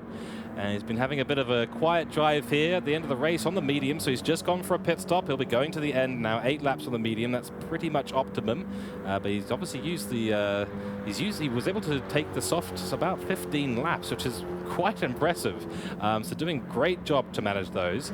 Behind him is Type 54 here. I can't remember the number, unfortunately. Nick, maybe you can help me out with that. In 7th place. Car 41 for CP Motorsports in 7th place there, so doing a really good job there. So he's actually, I think he's the driver that's actually gained the most positions, so really good drive there for the CP Motorsports driver to get himself up into P7, currently in P7 with Brits Lightning, Troy Britnell in 8th place, and then TCR Hassel in 9th, and then Hammy to the Bone in G Hamilton in 10th place. Unfortunately, I wish there was an L in front of his Hamilton in front of the Hamilton name, but unfortunately it's a G. So I mean, you could say George Hamilton, so the mixture of George Russell and Lewis Hamilton. I think we could take that. Yeah, I think we could take that. Why not? Yeah, we'll call them the. I'm not sure actually. No, the Hamilton or something like that. We'll have to find some sort of good nickname for him going forward. Absolutely. And then obviously in 11th spot here we have the Neds racing car of Karma Foster. She's had an overall solid race so far, gaining a couple of positions from her qualifying spot. We do see a yellow, not quite who that was for. Behind there we do have in 12th spot, this is Disposable Hero. Now he had to pit stop again because he had full car damage, including engine damage. So he's gone into the pits again, picked up a new set of racing softs under pressure from middle miss behind for PLE Esports. That's Juice Motorsport Racing in 13th spot. So a little battle going on between 12th and 13th spot. Behind them it is the 007 car of Easy Prey in 14th spot, and rounding out our field is Speed Rasa in the doldrums, unfortunately, just having done another pit and 9 laps to go on those racing softs. Yeah, absolutely. I will say that the liveries are looking fantastic in Division 2. I do like that Car 63 livery. It's basic, but it's very simple. It's like just shows some colors. It just shows a standout livery. And with liveries, especially here in any forms of racing, you do have to make a livery stand out to show aggression, especially when you see the Formula One, especially with the Mercedes cars going from silver to black in their paint scheme. So they mean business, but unfortunately in the first start of the season they haven't really been putting on such good performances. They've been hanging around in that top 5, but the black in the Mercedes hasn't given them that fortune that they had back in 2021 in the early days of winning the Formula One World Championship. But the liveries here, especially for the Bundaberg, a red racer in Mitch Collins, is putting on it's a very nice livery, a very reminiscent livery of the 2010 Fabian Coulthard Bundaberg Racing back in I can't remember his teammate actually. I have to look back and remember who his teammate was for that Bundaberg Racing, but very reminiscent of the car that he was running, and we saw that spectacular crash at Map Panorama on lap 1 in 2010. Yeah, it was absolutely crazy, wasn't it? Good memories, though. Some excellent history with this kind of livery, and agreed, the liveries here in both divisions are absolutely brilliant. My hats go off to anyone who can create a fantastic livery, because I have absolutely no artistic skill whatsoever, Nick. Absolutely none. I wouldn't say I'm not too bad as well, but if you got some good, if you need some liveries, yeah, don't ask either of us, because Yeah. we'll be either quite busy. Well, we're either quite busy in the commentary box, or we just can't be bothered. Correct, absolutely right. And I'll make a quick mention for the Ferrari and Formula One as well, who came out with a beautiful livery. It looked slick, it looked aggressive, it looked fast, and then we kind of got ourselves back into the usual disappointment train as opposed to a hype train. So always a bit of fun there, but I do love when the cars have some fantastic standout liveries. We see a fastest Sector 2 time set there by Matt Kuchar, so on an absolute flyer at the moment as we head back into the race, and 54.681, the fastest lap there set on lap 16 by Matt Kuchar. He's on a real charge now, Nick. Yeah, remember Colin is on the medium tyres and Kuchar is on the soft, so he's going to be coming through. So we did see Disposable Hero was running that alternate strategy that we saw the race winner in Division 1 in Andrew Scott run. And unfortunately for him, as we see, actually, Isotube come in with the fastest lap there. So both Kuchar and Isotube's trading fastest laps, and he's Whoa! just drifted that car around the corner of turn 1 and thankfully didn't get any damage whatsoever. As we just look into the background there, we see car 28 and car 83 in Madrick and Chops. Looks like they got a little bit of a tangle there, or unfortunately for Chops, he did take the barrier there. So I did see a car drift into turn 1 in the background. I just didn't know what happened, but there is your answer. I mean, it's the easiest answer. If you get front left damage and front splitter damage, you know what's happened. There's almost only one place on track you can do that without making a real mess at some other corner, and that is Absolutely. turn 1. Yeah, it's the turn 1 barriers on the left, and that they are just dangerous. And you know, as we've said before, you know, you hit the brakes too hard going into there. When you enter turn 1, if you guys don't know about this, when you enter turn 1, you're already on the steering, which means you really don't want to be hitting those brakes too hard, and yet it's the hardest braking zone in the entire race. So it's a very tricky combination, very tricky to handle it, and especially when you've got front-wheel drive cars, you can find that rear stepping out, and before you know it, you're inside the apex instead of on the apex.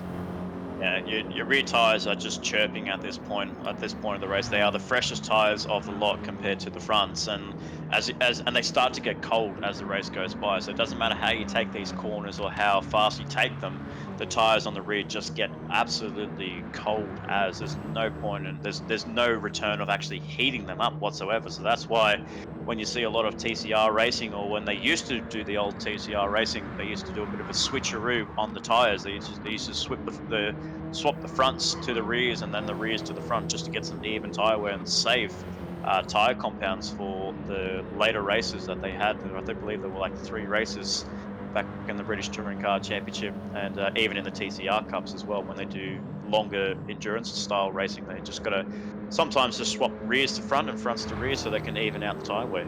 Yeah, shame we can't do that in GT7, because all the teams will be looking at that as a potential ideal strategic call in the pit lane for the endurance races that we have coming up later in the season. It's the only strategy. It's the only strategy with this racing, unfortunately. Absolutely, yeah. The front's just taken an absolute beating. We haven't seen anyone's rear tires really showing any kind of wear at all, which is exactly what we expect for the TCR Cup. These cars are just, the rear tires are just being dragged along with the front of the car, essentially, the rear of the car, not really playing a massive part of this, other than the fact that they are obviously 4-wheel cars. We're not in any kind of MotoGP situation here today, but yeah, it's something I personally would probably find quite a struggle, especially later in the race, and that's why seeing Ando and several others of the Division 1, and we will, I'm sure, see some in the Division 2, going for such long stints and ending up on, you know, 10%, 15% tires on the fronts. Just incredible to see them handle this. Yeah, absolutely, and it was very well demonstrated by Ward in Robo Sport Racing in Division 1, almost losing position 7 on the line there from Nax. So, and his tyres were right on the rim there. I wouldn't even say 5% worn there. So it was very on the threshold. So the tyres are really crucial for the drivers to keep intact, especially the fronts. If you can nurture them in the first few laps nice and early, and you can save a bit and a bit of short shifting, a little bit of easing on the wheel or on the controller, on the joystick, as we can see there. TCR Hassel's actually putting the indicator there, it's just giving him a little bit of a wave by to Hamilton in 9th place, just to let him know that he's got a bit of front end damage there, so there's no point in fighting that whatsoever. So TCR Hassel drops down to P10, but yeah, nurturing the front tires is a big thing, because viewers have to remember that in the pilot season that we were running, that MotorMotion E-Series were running, were the Renault Megane Trophy 2011 edition. So that car is a front engine rear wheel drive car, so your tire wear is even on that spec. But these Yeah, cars it's a whole different beast, with the whole Audi different. TT being the one with the one make series. Yeah, exactly right. And you know, it's one of those things with the cars that have even tire wear. I suspect that if you get underneath 5% or so tire life, the engine here in GD7 does like to occasionally pop a tire or two. And when that does happen, it becomes very, very difficult to drive anywhere, as we do see Cam Foster ahead of Disposable Hero. But I suspect... I believe it's going to be a bit of a civil war between these two, Karma Yes. Foster and Disposable Hero, Yeah. in 11th and 12th place. So as we see in the foreground, we see a move being made there by TCR Hassel, actually losing a spot to Hamilton to the bone in 9th place. But yeah, going back to that 11th and 12th place, you can see Karma Foster and Hill 11th and 12th, a bit of a civil war rivalry there, and hopefully there might not be love lost between those two drivers. If you see Karma Foster just run a bit, take that wider line into turn 5 and then going into turn 6, but it looks like Disposable Hero might make that move into the banking as he looks to show the nose on the inside of turn 6, doesn't get anything of it. Karma Foster keeps P11 and Disposable Hero is going to stick back into P12, but man, I think that's going to be a really big talking point at the end of this broadcast. Absolutely, yeah. The fireworks between these two already on track, we've seen, and yeah, it's going to be quite the incident to review later on for the stewards. They're going to have a tough decision, but Karma Foster, she's proven herself to be a very good defensive driver overall, and I think while there was contact between those two, she defended the inside line on the pit straight very well. It made it impossible for Disposable Hero to try and get past on that side, and that would have really the ideal situation might have been for Disposable Hero to back he's out. Looking for that. He's looking for the it inside almost happened again. Yeah. Take two, dear. anyone? Yeah, take two. It's all happening again. Deja vu, a glitch in the matrix, folks, as we do see the inside line blocked off once again by Karma Foster. Again, like I said, she's a good defensive driver. And look, Disposable Hero getting the run down the pit straight across the line, opting for the outside line into turn 1. Isn't that sensible, Nick? That is the most sensible thing to do, but unfortunately for Karma Foster, she just let off the brakes a little bit. We see Disposable Hero take the outside line into the inside, makes it a double move there. So that's a double move there for Disposable Hero. Take a bow, son. The Cooke driver makes 2 for 1 there, so that's incredible.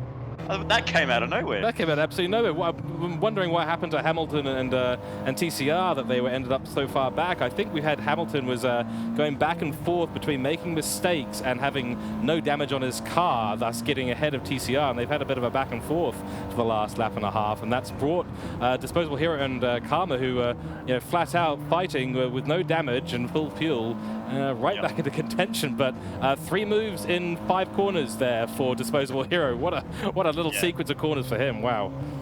Absolutely, that's some great driving there from Disposable Hero. It's a shame that we couldn't see him up towards the front there, because he would have actually put a lot of pressure on Colin, especially being on those soft tires. But if you look back towards the front as we're on there, coming up towards the end of lap 22 of this Division 2 for the TCR Cup, we're about to start lap 23. Mitch Collin keeping himself in 4th place, but the gap has closed between him and Cooke in 1st and 2nd place. So Colin is really struggling on those medium tires, and Cooke's really applying the pressure. So Fusion Race Engineering versus Bundaberg Red Racing in Mitch Collin and Matt Cooke 1st and 2nd place. But we can't forget about Isotube in Nottingham in 3rd place. He's not far behind as well, so he looks like he might not make any moves now, but keep an eye on him, because he could be a factor at the end of this race. Yeah, absolutely. And the racing softs of Mad Ricky here starting to wear off, but he's gone from the back of the grid to the top 5. What a race Mad Rick is happening. This is certainly showing that he's got a bit more of a feel for these TCR cars than he does in the GD3 Championship, where he's had a few unfortunate race incidents, not being able to wrangle the Mercedes AMG of Strike Racetech, and now over here for Diffusion Race Engineering, I believe it is. No, sorry, Trackstars Racing. He's putting on a fantastic show for us today, and 4th place, I believe, for Lancel, his teammate in Division 1. Nick, correct me if I'm wrong, and now it looks like maybe a 4th place for him in Div 2. Absolutely, and he's doing himself a fantastic job to get that car in the fourth place. Nowhere near the top three, unfortunately, but he's got a good gap over Neon in fifth place. So he's going to be holding on to P4 at the end of this, but we will need to go back to the front because I believe Colin is struggling and Kutcher is there. That's about 5/10 gap between the two drivers as we're about to approach the final lap here, the last round, the last division to run around the Daytona road course for the last time here. We've got Mitch Collin for Bundaberg Racing, car 30, leading the way ahead of car 228 in Matt Kutcher and Kutch 426 as they go into turn one for the last time. So make sure you get this corner right because you don't want damage on the car. That is ticked off the checklist. Both cars come through unscathed there, but it is not over until you cross that checkered line, start finish line. Come to turns 2, 3, and 4. That is all done. But it is so close between these guys. It's Yeah. all about getting the run onto the outfield, George, and it's really about trying to set yourself up in turns 5 and then into turn 6. Correct, and not something that you can easily do on wearing mediums, and that is the situation that Collins finds himself in at the moment. He had not a great exit from turn 1, and that set up Matt Kutcher for the run all the way through the infield, and that's going to give him the run on the outfield. He'll have slipstream. We're coming up to the last 6 corners of this race. They still have the chicane to navigate, but it is all heaping up right at the top here. Behind them, ISA Tube is not really within contention, so we're going to stay on board with the top 2 here as the slipstream is in effect now for Matt Kutcher. Will he try and make a move into the Le Mans chicane, or will he try and bide his time and see what he can do in turns 12 and 13 up to the pit straight? He's got the pace. He's going to look for the inside move. He's going to go He's going to go side by side with Mitch Collin going into the Le Mans chicane. He takes the lead before the Le Mans chicane. It's all about trying to negotiate this. He's run a bit deep, and they're both going side by side through the Le Mans chicane. This is absolutely fantastic between the two drivers. They're throwing everything on the dinner table here. Mitch Collins still holds off, and Kutcher's right on the back end. He's got the inside line, but who's going to have the drag line to the finish line? It is so close between the two drivers here. It's going to be Bundaberg Racing versus Diffusion. The Bundaberg driver's got a little bit more straight line speed, but that's not enough here. And it's all up to Colin to get to the line, and it is a brilliant finish here. Mitch Collin takes the start, takes the checkered flag, wins the race here in Division 2. Take a bow, Mitch Collin, for Bundaberg Racing. You are the race winner for the Trak Racer TCR Cup Division 2. Matt Kutcher for Diffusion Race Engineering in second place. Isotube takes the podium in third. Ricky Rick in fourth. Neon in fifth. And then we have Type 54 Stephen Harrison for CP Motorsports running on fumes as well. And the background is not over yet. Chops 1983 struggling to hold off. He's just held off rather. Troy Bradell, yes. Yeah, just held up. Goodness. That is very close racing. And then we have Troy Britnell in 8th place, and then Disposable Hero in 9th, and then Karma Foster rounding up your top 10. But my goodness, I've got to catch my breath back. What a conclusion to the first round of the TCR Cup. That's absolutely amazing racing we've seen here, and what a finish between the top 2 and then 4th, 5th and 6th as well. Such close racing between all of those drivers. The top 10 not separated by a lot. I think we've only been sitting at the pit grid for about 15 seconds as we do round out the rest of the results here. That was just unbelievable racing right at the end there. Amazing for Collins to stay ahead of Kutcher at the end there, managing his medium so well. The opposite strategy we see taking advantage and getting the win here today, Nick. Yeah, absolutely. And Kutcher almost made that move. He made the move into the Le Mans chicane, but he just went in too deep. And then you could see Colin just being very ambitious. I've never seen a move around the outside at the Le Mans chicane in all the commentating races I've done at Daytona in road course. I've never seen a move made around the outside. That was an incredible move there by Mitch Collin to make that move stick, kept the run, and unfortunately, they were going side by side going into the last banking, but the straight line speed that the Bundaberg Racing had just was enough for him to take out victory for round 1 of the Track Racer TCR Cup. Yeah, correct. And crikey, it's I'm still catching my breath as well, Nick. It was just unbelievable. We've had a fantastic time here at Division 1 and Division 2, and the full race results will be available at the MotorMotion E-Series Facebook page, which everyone can access. It is a publicly accessible site. And of course, you can access that by hitting in the Twitch chat. If you are watching the Twitch broadcast, this is going live on Twitch at the moment. The !MM command will take you straight over to the Facebook page, and then on the later delayed broadcast on YouTube coming up tomorrow.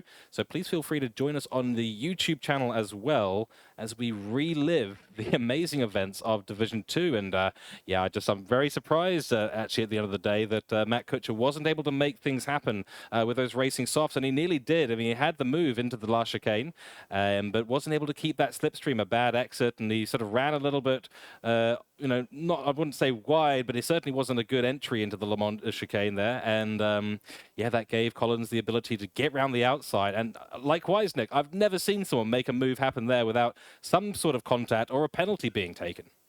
Yeah, absolutely. That's exactly what I would have thought that would have happened to Colin. He looked like he just ran a bit wide, but just wide enough for the Gran Turismo 7 to not trigger a half-second penalty there. So very, very interesting indeed there. So I'll give a top play there for Colin for making that move, a fantastic move there around the outside. I'm not going to stop thinking about that until the next round in TCR Cup. But unfortunately we are about to. Before we wrap up, we do need to give out our commentator's driver of the day there. So I gave you my thoughts on the driver of the day in Division One. So I'll leave it over to you, George, to who you think would be who's is the worthy contender of taking out driver of the day. Absolutely. Thank you, Colin. Well, I suspect it would have gone to the Me Cougar driver of Mr. Hill, Disposable Hero, but unfortunately, that contact that he incurred, obviously, we can't give him the driver of the day.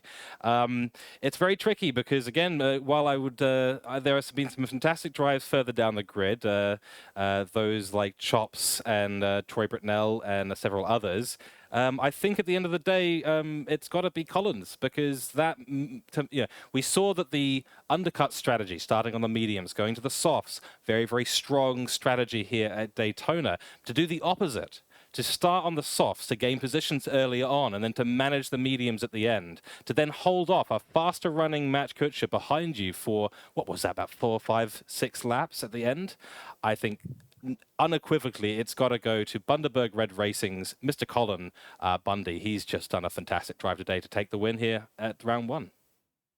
Absolutely, well deserved driver of the day there for Mitch Collin. I would, if it was up to me, I would have given mine to Matt Kuchar for running that alternate strategy and almost taking it on the line there.